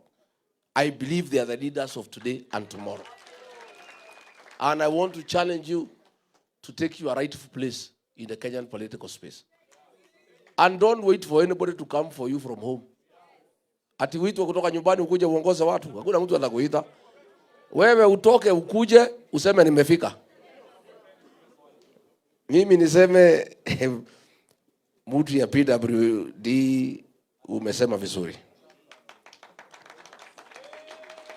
Disability is not inability or a liability for that matter. Na mimi wacha nikwambie huyo jamaa anaitwa Mbogo ya Nakuru. Yule mtu ya Nakuru. This guy. This guy here. Pale nikija Nakuru hapo Kanu House. Iko ngazi inakuanga hapo watu wanang'ania kupanda. Huyu anatoa hii watu yote who are able. Anapanda juu in his condition. Anachukua microphone na kuongeleza mkutano. He fights for his space. And he has never felt that he should be pushed around because he is disabled. He has affirmed his place. I really like this guy. You know, hapo na inakuanga watu nafurutana. Hata hiyo clutches yake anaitumia kushukisha wengine. Anaweka hapa, anakuweka nini, anamwambia wewe shuka. Anapanda hapo. This guy, you guys, I want to give another. I'm sorry I'm not able to see you separately because of this meeting and the press conference, but I'll create time to sit with you. But I'll take your memorandum, I'll look at it, but I want to give you an assurance that I will fight for you. Na nyinyi, already, you have an advocate for you who lives right in my house inside. Wakili wenu anaishi kwa boma yangu. Huyu Reverend Dorcas. Yeah? Mambo, when she was in office, her program ilikuwa ni the boy child, widows, orphans, and PWD. So mimi nikipata nafasi ya uongozi, wakili wenu ako hapa. Hata nisiposikia hiyo maneno mchana, ataniambia usiku nikifika nyumbani. Akiona sijaelewa vizuri, nikiamuka asubuhi atani, you are okay, you guys. You can rest assured that in my administration, you will prevail, you will be affirmed, you will be present. And I have told you that you have a very serious advocate in my home. Sitapata amani nisipochunga mambo yenu. Na mimi natafuta amani kwa sababu nazeeka. Sitaki shida kwa boma. So you are good. Don't worry. We are fair. We are fine. Tukimalizia ni mambo ya Steve umesema mzuri. And pole uliumia huko Kalau. This guy was shot 5 times. And it was very sad that Ruto thinks that he can force the people of Kenya to elect him or UDA. It's not possible. Walijaribu Kalau ikakuwa ngumu. So I agree we can work on that possibility that you put together a team of doctors and paramedics to help our people in this struggle. Because hii kazi ya kutoa Kasongo si rahisi. And that's why I work very hard. I work hard because kutoa hii mtu si rahisi. Hiyo mtu ni kichwa ngumu. Na ako na pesa, na ako na means of violence, na ako na goons. Na mwenyewe ni goon. So we have to work very hard. So along the way there will be challenges of a medical nature which mutafanya. There are challenges of legal nature. I want to thank Kasheria na wengine wakati ya Genz alisaidia sana. You know? At least I was away in the States and our young people were safe. Huyu Wanjiko Thega alifungwa 17 days. Alishtakiwa na terrorism. Akafungwa 17 days wakiwa na kijana mwingine anaitwa Kawanjiro. Akateswa, she was stripped naked by men. Wakimlazimisha to implicate me and Medho kwa violence. Na ndio nikamwambia tu pia wakati kifika tutapanguza haya machozi. Si ndio? Yeah, because that courage, that determination is on another level. So I want to thank our lawyers, Kasheri, and your team for always being available to give pro bono services to our people, especially our young people when they have been arrested. And those teams, the legal teams, must be now be enlarged. As we go towards the last stage, and Kasongo is very desperate, kutakuwa na shida mingi. Si ndio? Atakuwa, he is very desperate. Atatutatiza, I must tell you. I must prepare you psychologically. I must prepare you. Atatusumbua sana. Muko gagari? Atatusumbua. But you guys, the good thing you have said, nyinyi, you have nothing to lose. You can only gain. Si ndio? So, mkuwe tayari, but we'll put our lawyers on standby. In every county, we'll have a team of lawyers. The way Steve has suggested, a team of doctors and paramedics, just to be at hand to assist when there are challenges. Rose, how many more to go? Your Excellency, we are done. We actually wish to present you with a gift. Kidogo tu, we will do it in sessions. Vijana sikizeni. Naelewa.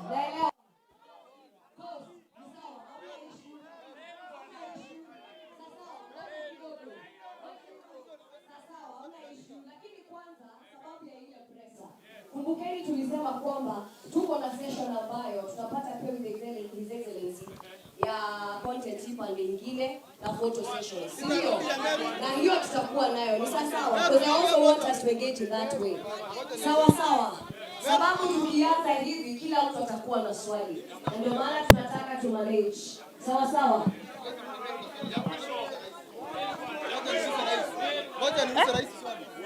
Ngoja kidogo. Kwa hivyo sababu ya pressure, kwanza tutasimama kidogo tu. Just invite Mama Boys to speak to us, but kulikuwa na hiyo gift tu moja ilikuwa nataka. Ni sawa.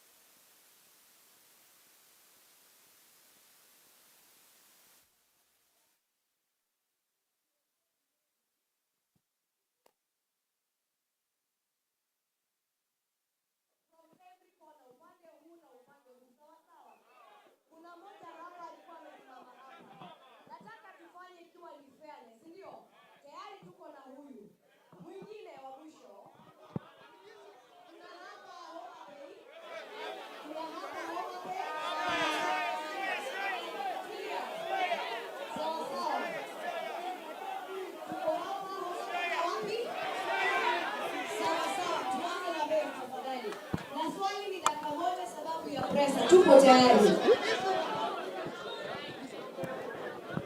Aya, Bwana Yesu asifiwe. Arambe. Kwa majina naitwa Frank Millionaire kutoka Meru. Naomba tusikizane tafadhali. Hii itatusaidia sana. Bwana Rais, incoming President 2027, na ninajua utaingia. Mimi ndiye nilikuwa hapa na nimekuja hapa for a long time. Swali ya kwanza ni kuambia Mr. President 2027, allow me to call you that. Tuko na youth leader wetu kutoka Meru, anaitwa Madev. But I'm very sad kuwa na leader wa kutoka Nairobi wa Thigethega ana appoint someone is not our leader. Hiyo ni kitu mbaya sana. Tunataka tuwe tunatumia leader wetu yule amechaguliwa kupitia yule tunapatia. Hiyo naongea ya Meru, si ya country nyingine. Ya pili, tunataka huwa yudhilinda yule tumechagua au anatumiwa. Tukienda Lare, sikiza goja, tukienda Lare tu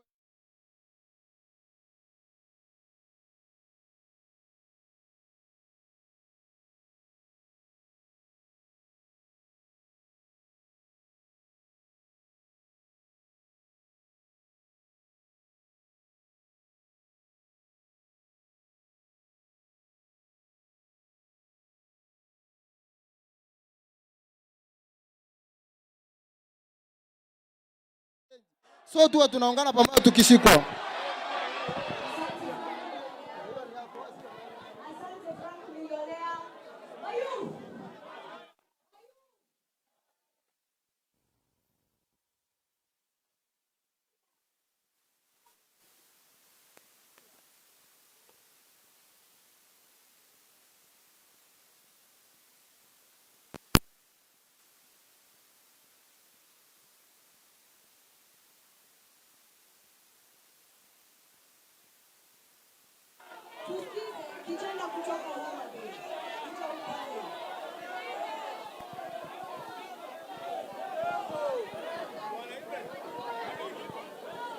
Your Excellency, Vijana oye!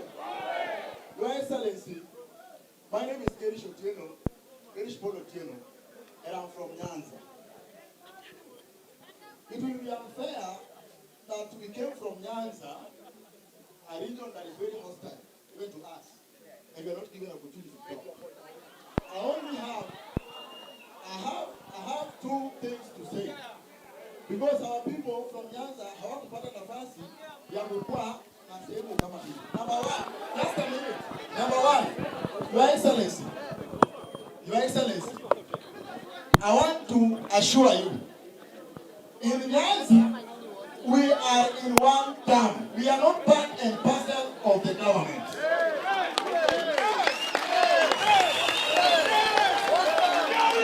The people you see singing two term are common, and some of them have turned into vampire like Gladys Panga from Homa Bay.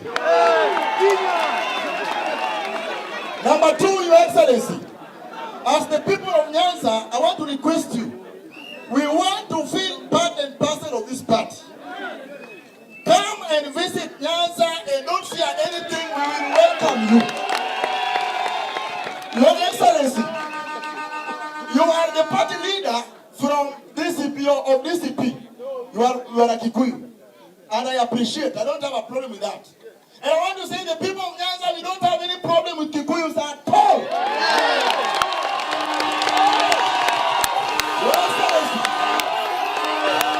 Your Excellency. Your Excellency. I am humbly requesting you. Because as the party leader, you are from the mountain. Yes. Secretary General is from Kikuyu. Organizing secretary is from Meru. We have our son in this party called Ken Babu. Tafuta kitu hapo juu hata kama ni deputy of the party secretary general. Ken Babu, because we want to be part of this party. Thank you, Your Excellency.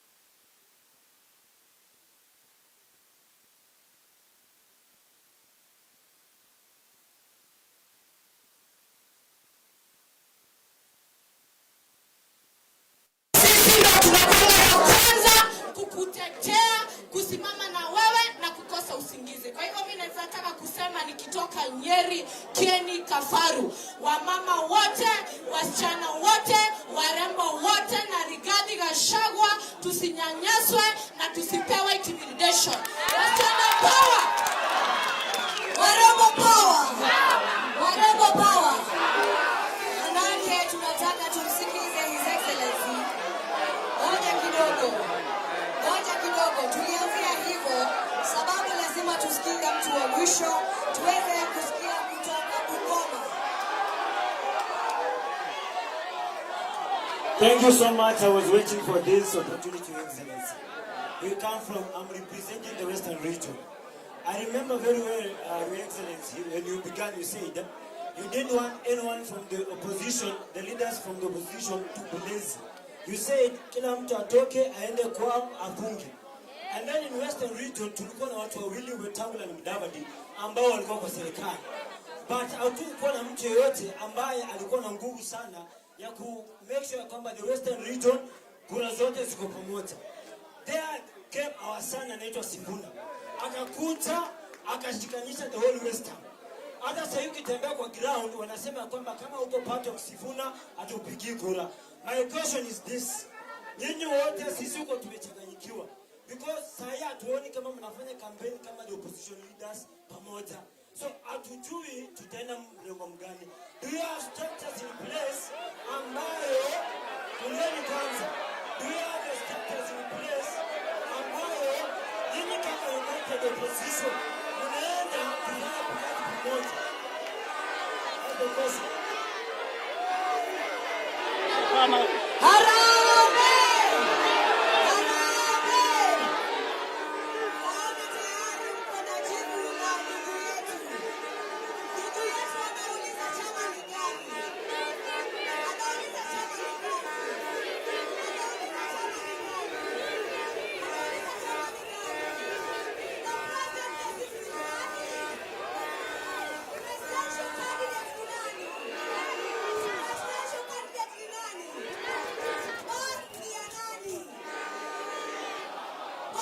Haya.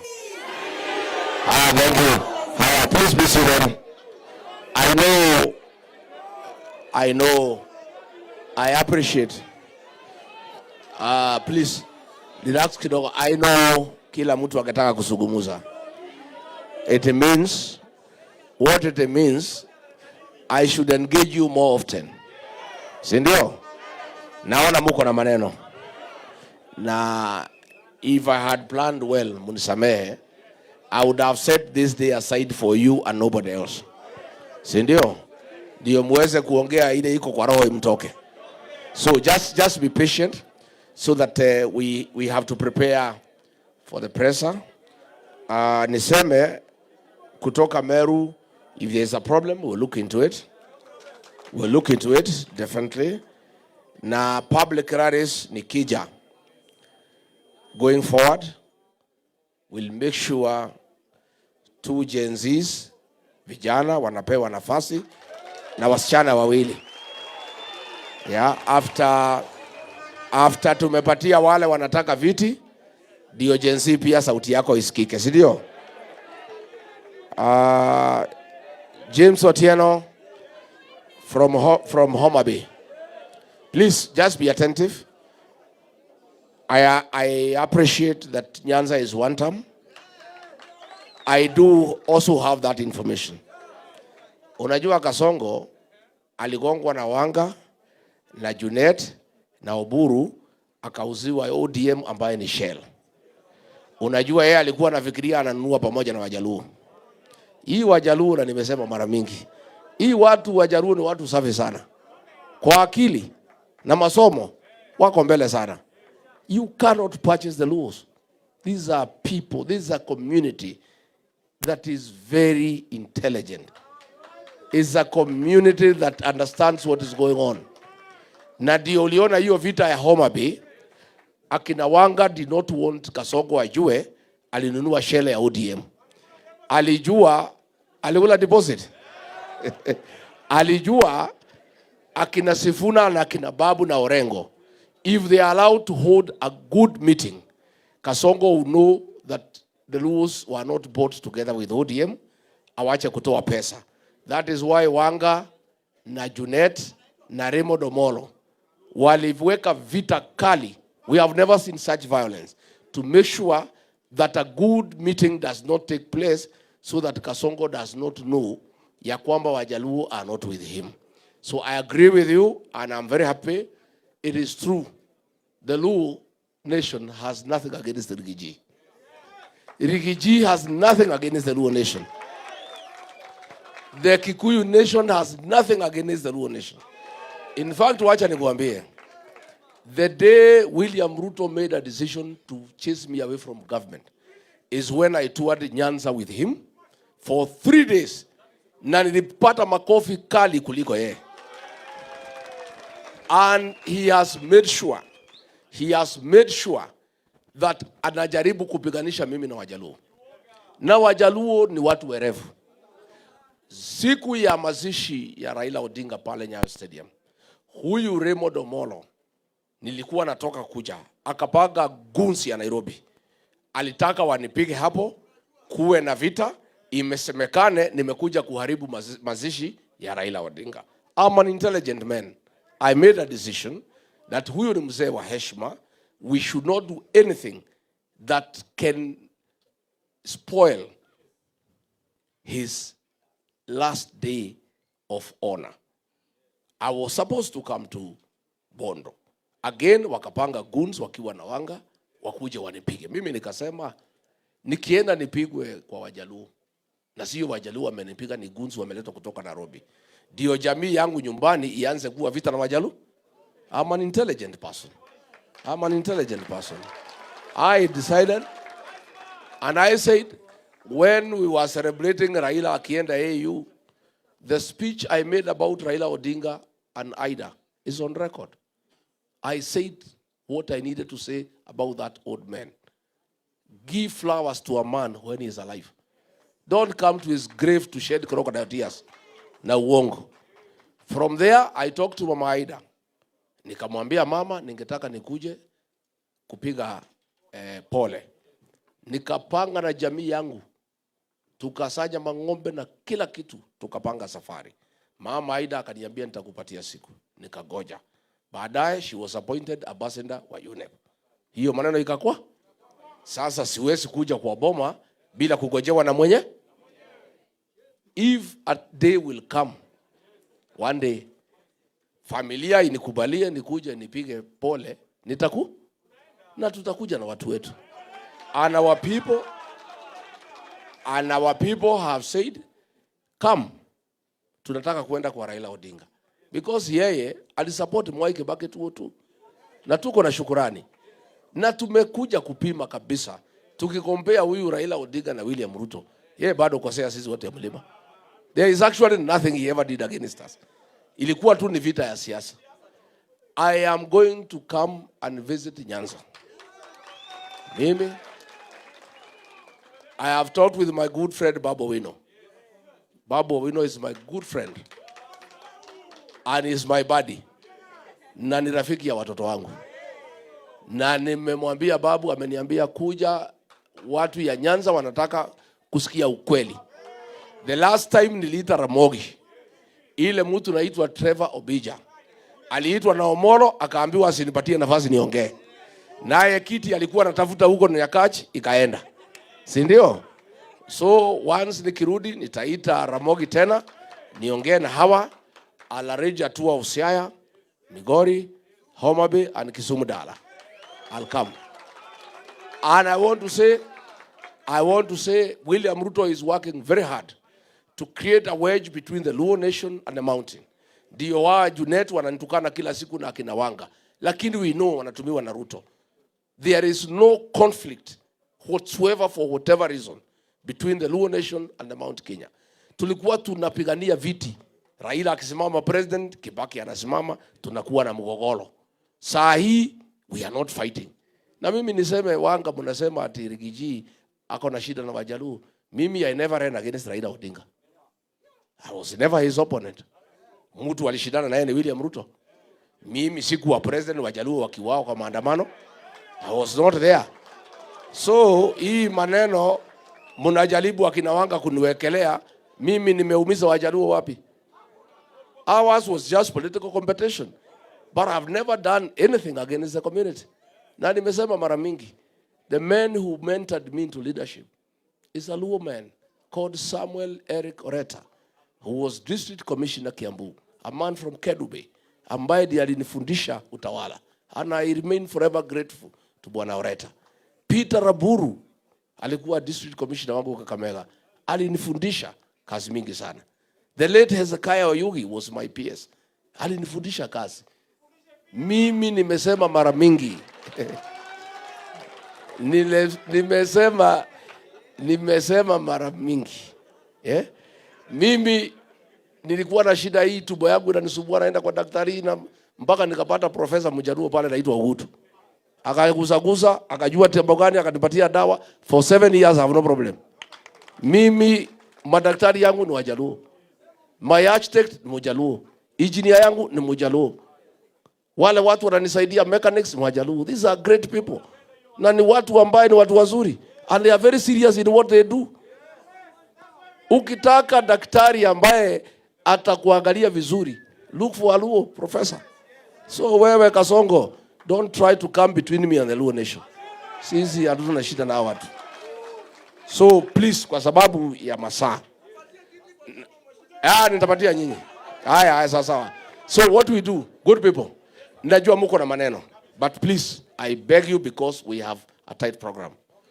Wacha hao viongozi waseme jambo, mama boys waseme jambo, niseme mambo matano, munipatie a few minutes, niende niweke kwa ile report, alafu tuende press conference pamoja na nyinyi.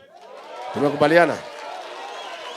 So give the leaders waseme jambo. Welcome mheshimiwa wetu kutoka Kirinyaga, women representative wetu Jerry Maina, women representative Kirinyaga County, fierce and very progressive. Karibu mheshimiwa.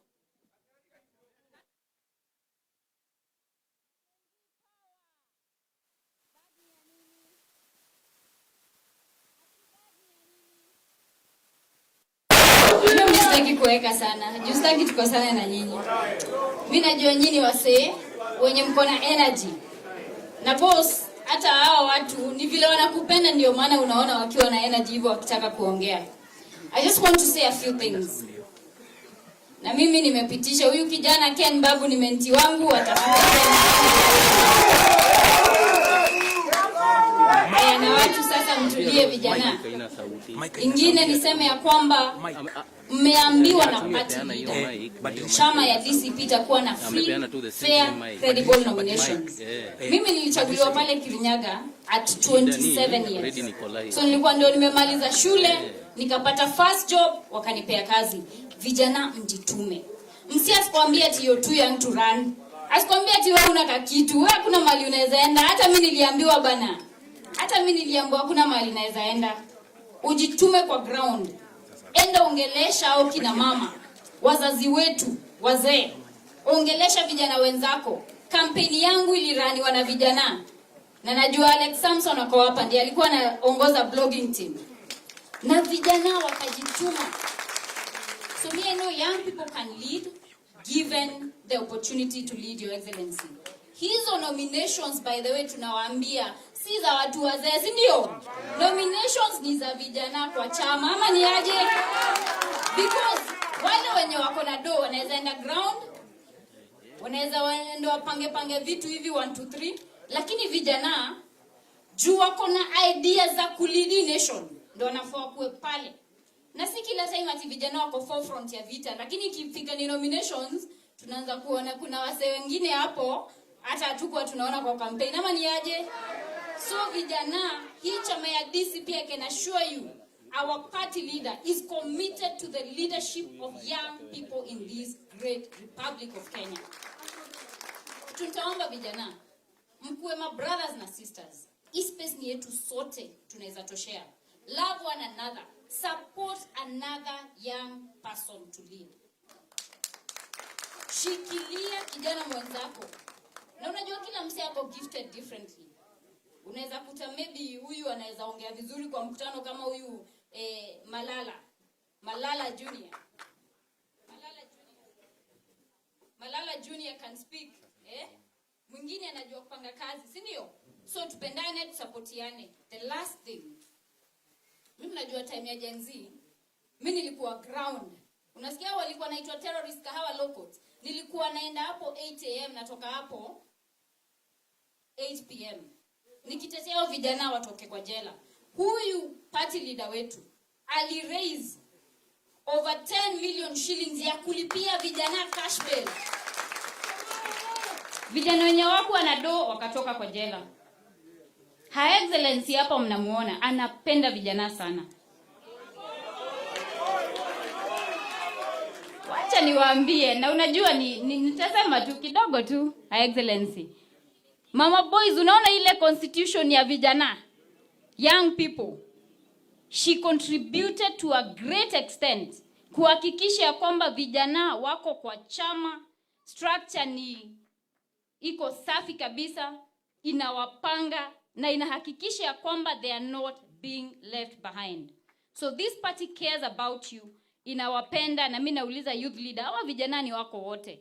Najua wengine kama Njerika Higa wanaweza fanya kuna pale student leader pale anaitwa Jane wa Muranga, ni msichana mzuri sana. Kuna huyu Jemwana jituma. Hawa vijana wa accommodate, wape nafasi, wape hiyo visibility. Si ndio? Kila mtu akuwe involved kwa hii chama. Coast Region wamefika hapa kutoka Kilifi. Kuna wase wa Marsabit hapa wametravel 980 kilometers kufika hapa. Kuna wase wa West Pokot hapa kina Ajax wamefika hapa. Imagine wametoka West Pokot. Hao vijana wote, include them in the party. Wape opportunity ya kushine pia, wafike pale mbele. Ama ni aje? Ndio kesho ijipe, si ndio?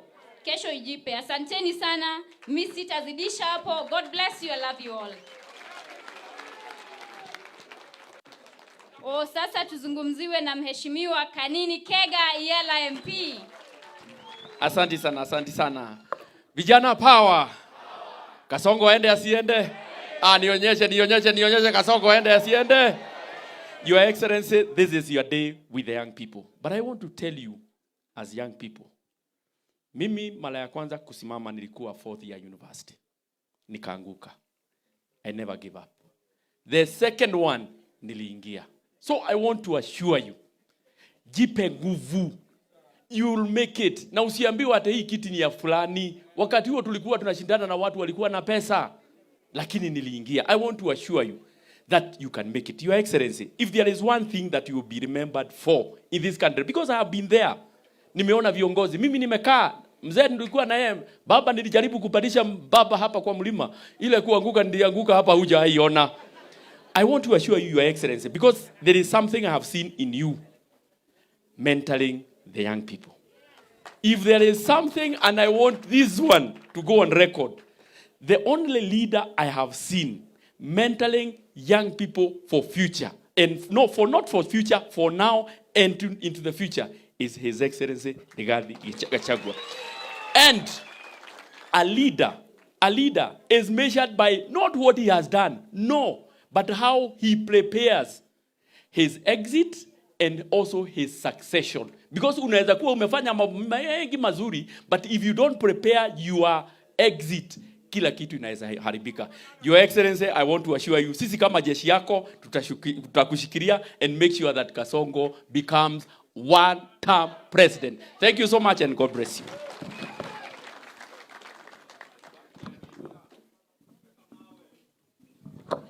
Your Excellency sir, hawa vijana wote the whole time wamesema kuna sauti wanataka kusikia. Kuna sauti wanataka kusikia. Sauti mnataka kusikia ni ya nani? Mnataka kusikia nani? Your Excellency, please come address the youth.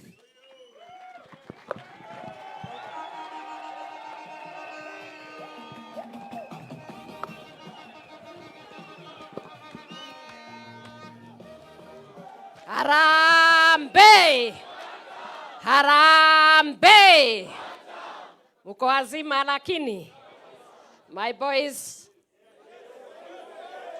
Ai, maboy mko sawa? Maboys. Mama anauliza mko sawa? Mko sawa?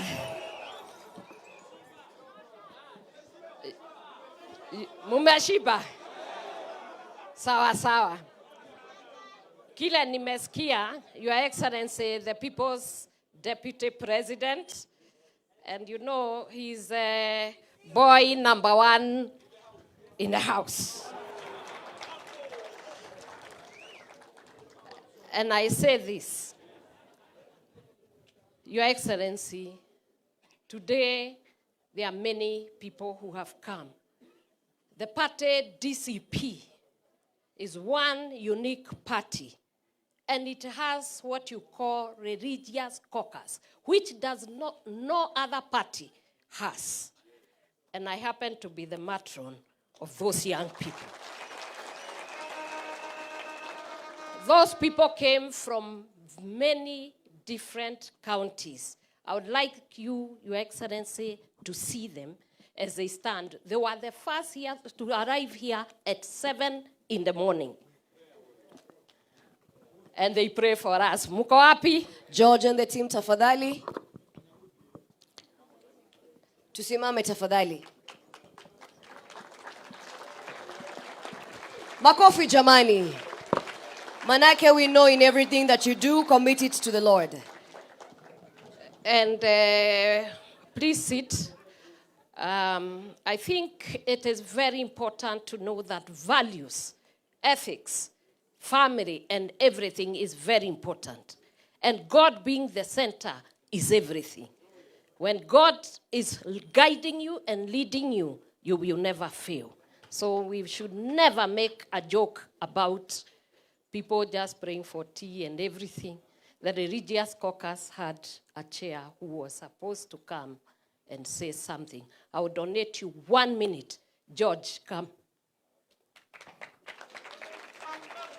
He mobilizes a lot. Mahali upo karibia.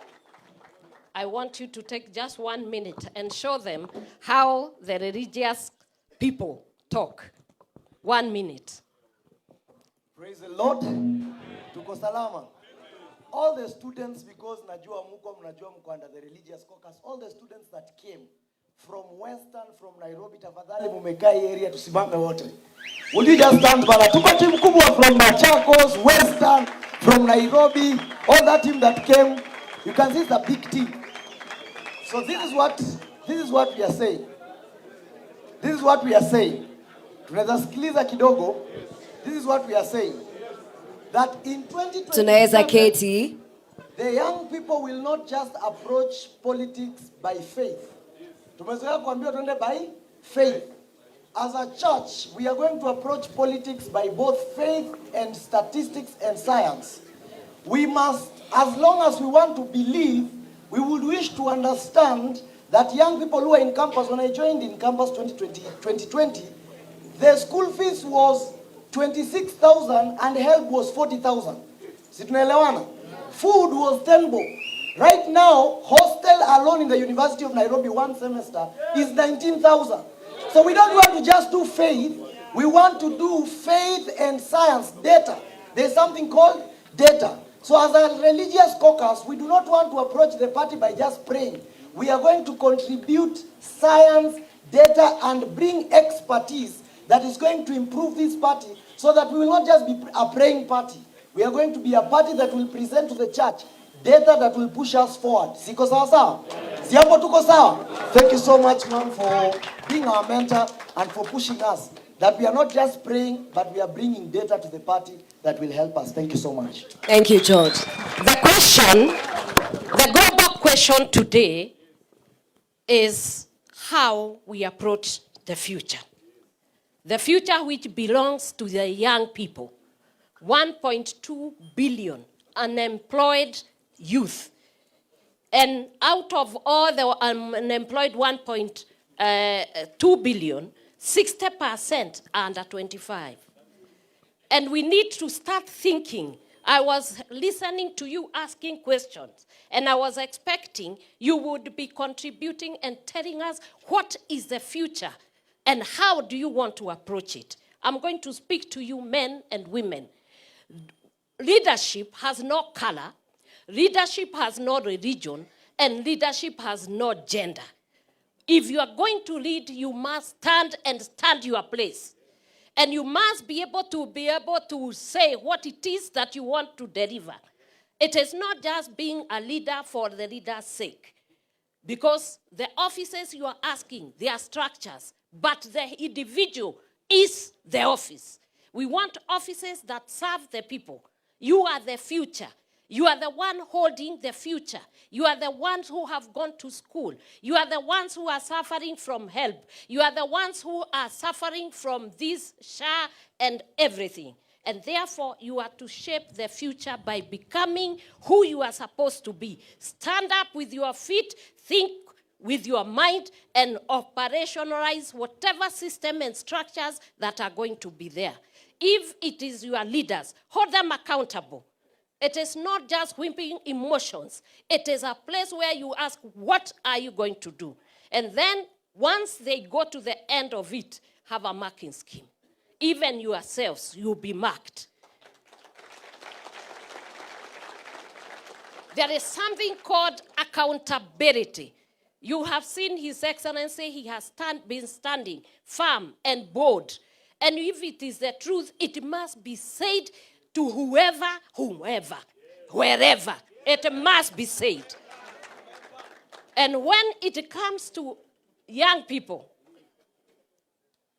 existential threat of the young people is refusing them to have the democratic right to express themselves, because the future belongs to them and their children. If they are going to contribute to this country, they must be allowed to express themselves. They must be allowed to speak. They must be allowed to work within the space to see that the future is well grounded. Are you hearing me? Yes. And young people, let me tell you, sometimes if you see us standing and talking, I come from a background that many of you have read. The next thing is that I'm not just a housewife. Ask him, he found me at the university. Okay? Ndiye alisema aliniweka box. Lakini nafikiri tuliwekana box. Sisi wawili. And I'm a banker by profession, and I have been in project management, and I have seen. That is why in my office, I decided to do something that was different, to take care of the widows, orphans, people who are differently abled, and the boys. And I assure you, with His Excellency, when we get there, there is going to be affirmative action for the boy child. There is going to be one. But all I ask you in leadership, please stand your ground and make sure you are standing not for status, but to serve the people. God bless you. Asante sana, Your Excellency. Please remain there, and His Excellency, so that you can receive this proposal from the Persons with Disability proposal. Manake, you've been championing that very important noble cause where they want to be heard. Your Excellency, you will receive this proposal from this team. They also have a gift for you. Tafadhali tuweze kuwa tunakaribisha ile zawadi yao. Tafadhali karibisha ile zawadi. Ladies and gentlemen, members of the 4 states, Her Excellency, His Excellency, receiving the proposal from the Persons with Disability DCP League, inaeleza maoni yao kuhusu ni vipi wangependa kuwa included. Sababu sote lazima tuwe tunapata mambo yetu sawa sawa. Shikilia zawadi kidogo. Baada ya hapo, Your Excellencies, mtareceive zawadi. Zawadi hii imetoka bado kutoka hii team. Ni zawadi murwa kabisa, Your Excellencies. Tafadhali shika muweze kuelewa. Kidogo tu. Zawadi hii, Your Excellency, unakumbuka kuna siku kadhaa uliwahi sema umechukua muda kidogo kwenda kwenye mlima kufikiria zaidi na haswa kuomba mwongozo kutoka kwake Mwenyezi Mungu. Basi hawa wameweza kukuletea zawadi na kukutunu. Waseme tu. Thank you so much, His Excellency, the Deputy President, Gitungati 001. Vijana hai. Vijana hai. Your Excellency, hii ni zawadi ambao tumekuletea. Wakati ambapo ulisema umechukua leave ya kuenda kupumzika na kuomba. Tukaona kuna mlima hapa na kuna mto. Wewe ndio kingpin of the Mount Kenya. Number 2, umekuwa ukizungumza mambo ya kweli. Na yale mambo ambayo umekuwa ukizungumza, Your Excellency, hakuna mtu wa serikali amekuja kupinga.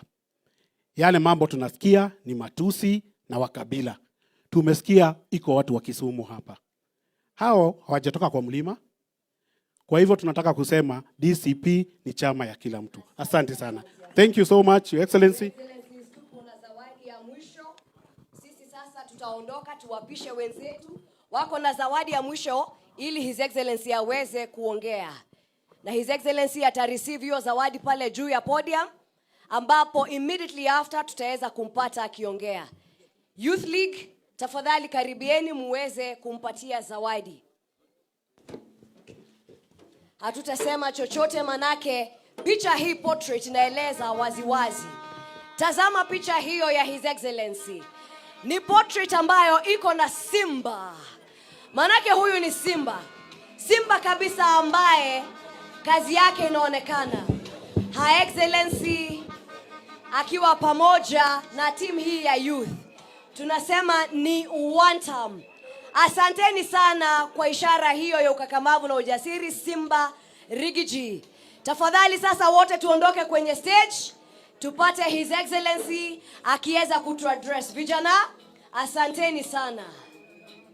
His Excellency sasa ataweza kutuongelesha. Members of the fourth estate, tupo tayari. Asante. Tutaweza kuongeleshwa na His Excellency.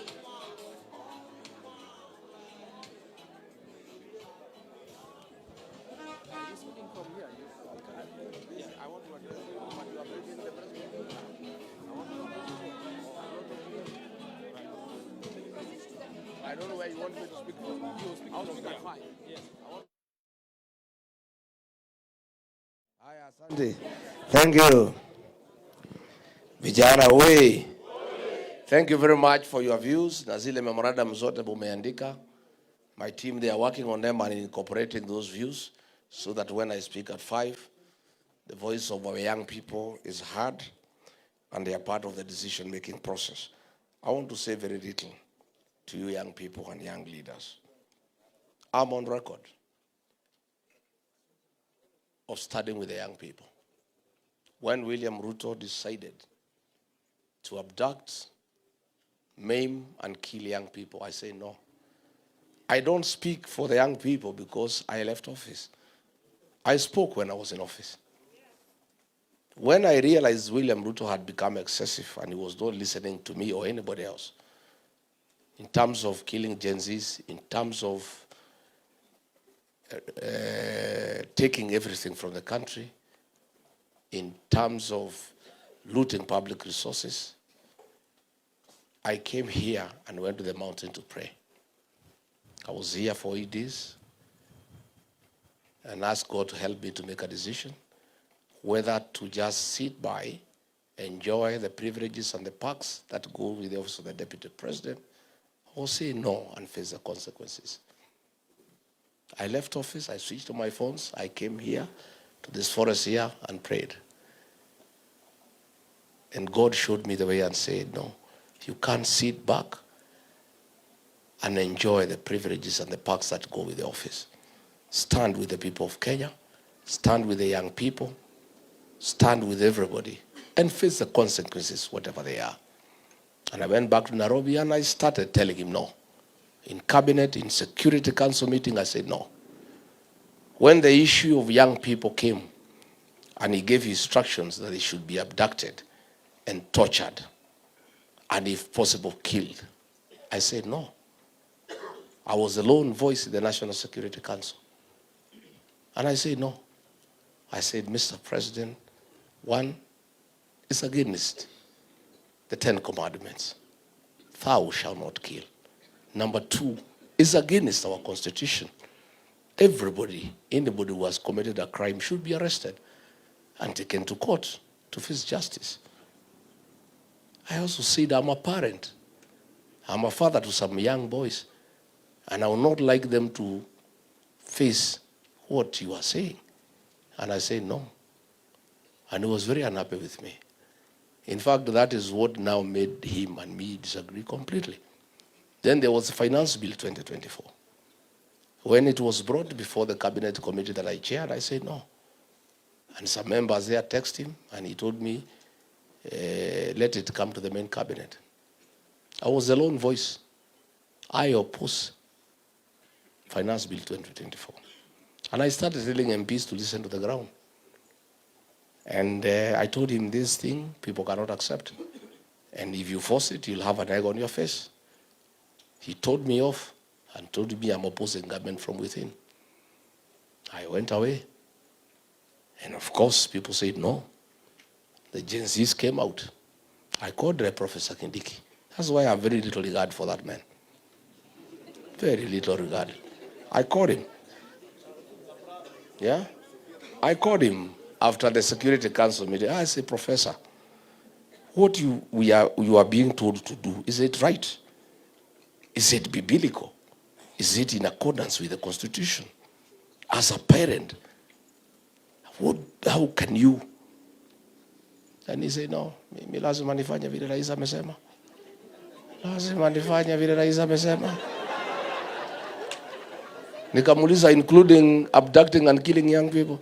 Sasa kama rais amesema, mimi nitafanya nini? I'll never. You know, if he refused, and I had refused, the two of us, probably those boys and girls would not have died. If Kindiki had put his foot down. Because even the IG then was uncomfortable. But he was a coward. The general was just there. You know, I told Kindiki, please, let's go and face this man and tell him this decision is wrong. He said no. So it happened. So what do? I'm deputy president. The government that serves have killed people in parliament, have exterminated young people with a great future. I am part of that government. What do? Again, I prayed. I said, God, give me courage, give me strength to make a decision. I took a plane, I went to Mombasa. The killing had happened on June 25. In the evening, William Ruto called a press conference. He never invited me. Ordinarily, I would be there. And called these young people criminals and treasoners and says they'll be hunted like rats. I was very offended. So the following day, I called a press conference in Mombasa. And I was in office. I said, I don't agree with this decision. One, these young people are not criminals. They are my sons and daughters. And they have a legitimate concern. And somebody should listen to them. And this is wrong. He later called me and really abused me and told me I'll know who he is and I'll face the consequences. The decision to start my impeachment started on that day. I stood with the young people of this country. And I lost a job that I had looked for. He did not give me the job. I looked for it. I mobilized votes. I was voted for. I lost privileges. I lost everything. But I stood with our young people. I'm asking the young people of this country to also make a sacrifice for me. Knowing very well, if I made that decision to lose my job to stand with them, if I am president, nobody will ever kill them. Nobody will ever abduct them. Nobody will ever take them through that torturous journey. I am a firm and a serious believer in the destiny of our young people. If you check the people around me, the young MPs, the ones who are elected, they are all young people. And they are the ones who drive my leadership and my politics. And the great strides I have made in selling our party and popularity across the country is because I have energy around me. I have young people around me whom I've allowed to advise me, whom I've allowed to help me look for leadership. I am a very genuine believer. And that's why I disagree with anybody who says you are leaders of tomorrow. Anybody who tells you that, that is an insult. You are the leaders of today and tomorrow. You are the present and the future. And I want to challenge you today. You people are fearless. You people cannot be bribed. You are all saying you don't want William Ruto. Let me tell you, if the young people of this country today made a decision, William Ruto will go home. For sure, as December 25 is Christmas, he'll go home. Because you have the numbers. And you cannot be compromised. But I want to challenge you. Criticizing William Ruto on the smartphone is not enough. Shouting one time is not enough. Saying how bad he is not enough. Even telling me he's a goon is not enough. You must go the extra mile. Leadership in Kenya is decided through the ballot. We don't want to remove Ruto through unconstitutional means. We want him to be around. We want to defeat him in the ballot. There is only one way of removing a president from power and putting another one in power, through the ballot. People must register as voters and come out and vote. I checked in Olokalau, and I must tell you I was disappointed. The meetings for DCP candidate was full of young people, Genz. They were all shouting, "It's DCP is Kamau Ngodo." But on the voting day, when I checked the queues, I found the grandmothers, the mothers, and the fathers. The young people were nowhere. So who will remove William Ruto? How? You must be available. You must register and voters turn up and vote. And if you do, he is home. If the young population today decided Rigathi Gachagua will be president, that is it. It will just happen. But you people must register as voters. The tool of transformation is the ballot. The method of transforming a country is registering as a voter and turning out to vote. Writing criticism on smartphone is good. Writing articles is good. Shouting is good. Singing one time is the best. It's very sweet. We like it. But it's not enough. You must go another step. You must register as voters. Number 2, for this election that is coming. Registering as voters is not enough. Voting is not enough. We must protect the vote. This vote, our vote in Bere was stolen before our own eyes. We had won, it was stolen. In Malava, it was stolen. Then we learned lessons from Bere. We defended Olokalau. They could not steal. 2027, they will not steal. And we are saying, you vote and remain and guard. There are 2 responsibilities on that day. Voting and guarding. And they go together. Voting is not enough. Number 3 are the most important. You guys are the real thing. You must quickly come up with how we shall transmit the results. Moja kwa moja from polling station. You must come up with a mechanism how to recruit your peers across the country so that we shall make you our agents, so that you transmit the results from inside the polling station. And you must come up with a system on how to let Kenyans know how it is going. I want to challenge you quickly, within the next 2-3 months, you must come up with a formula and you must tell us how you shall transmit the results from the polling station to the national tallying center that we shall agree on with the Genz, so that the president, the new president of Kenya, is known by midnight the same day. And we want this guy to concede by 11 p.m. In Olokalau, the voting started at 5. There was a transmission system. By 5:45, they had conceded. We want William Ruto to concede defeat by 11 p.m. on 10th August 2027. That is my challenge to you. We know they want to do some monkey business. There is a system called Smartmatics. The new commissioners have advertised a tender for supply, delivery, installation, testing, and maintenance of the integrated elections management system. There is a game that is being played there by the vice chairman. The vice chair was an official of ODM. She is very close to Hassan Joho. Her and the chairman and Joho have come up with a company called Meru System Company Limited from Korea. Yeah? Meru, M-I-R-U, System Company Limited from Korea.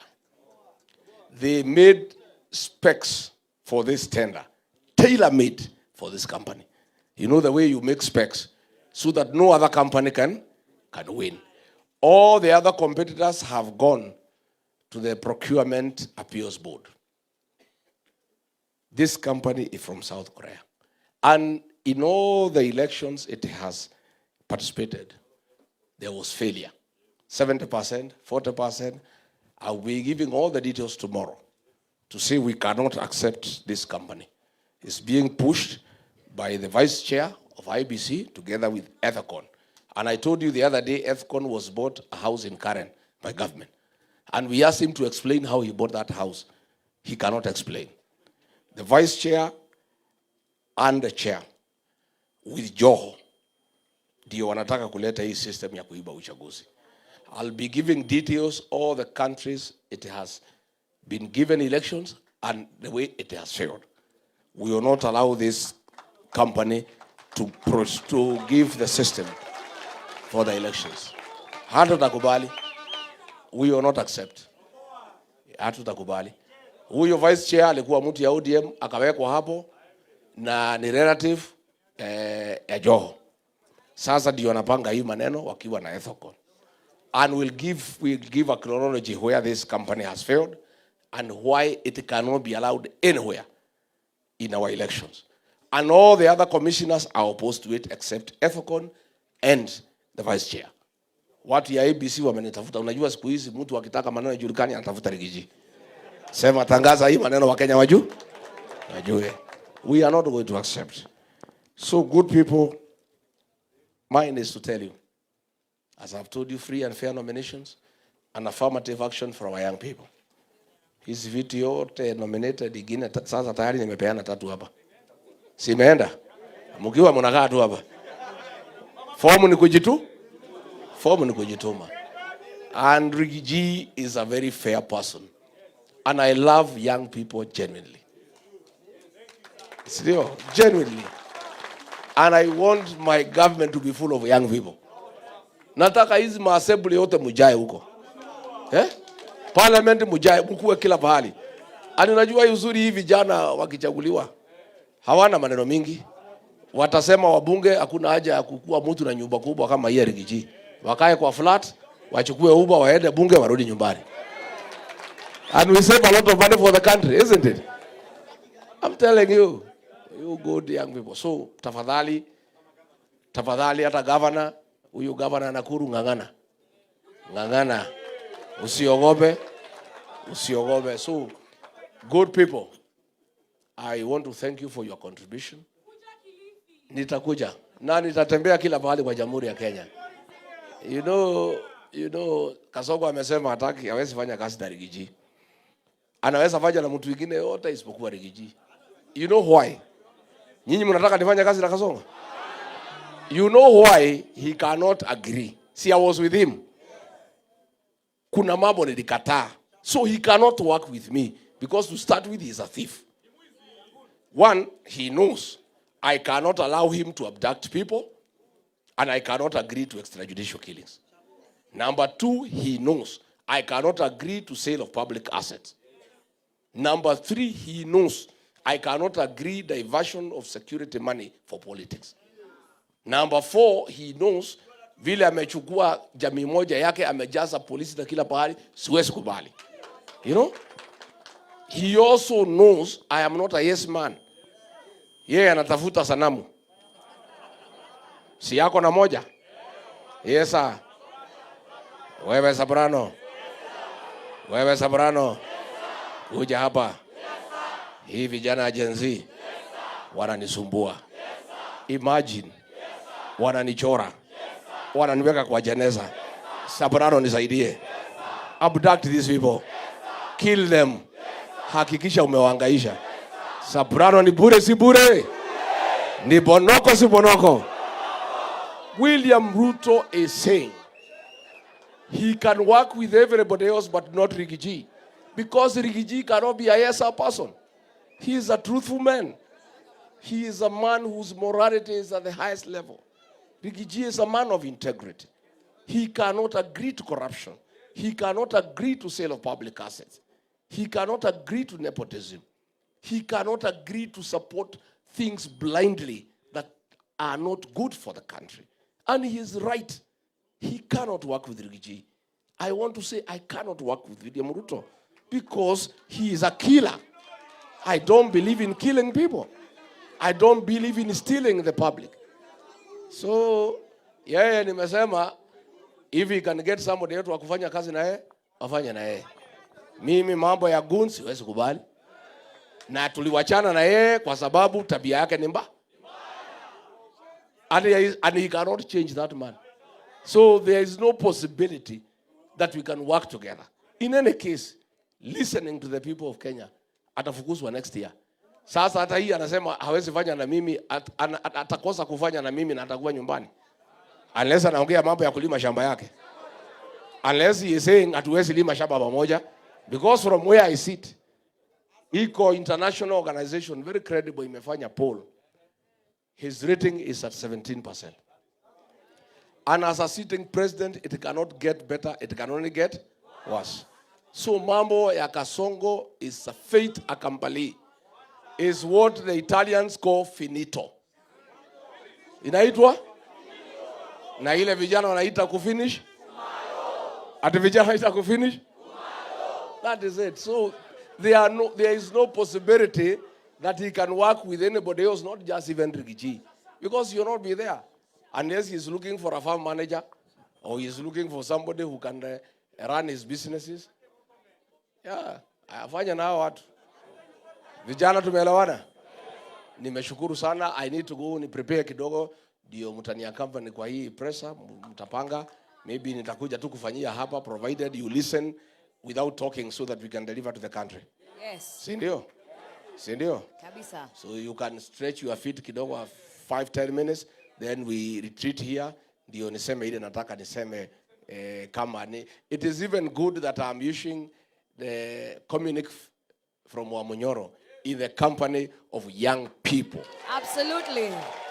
The right audience, whom kabisa. I love, and all those things we want to do are for the greatest benefit to the young people.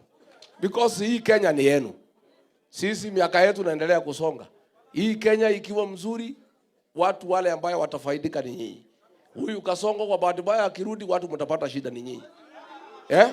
Anaweza rudi? Hamwezi kubali? Asanteni sana, may God bless you. Asante Your Excellency, tutarudi ili tuweze kuwa na hiyo press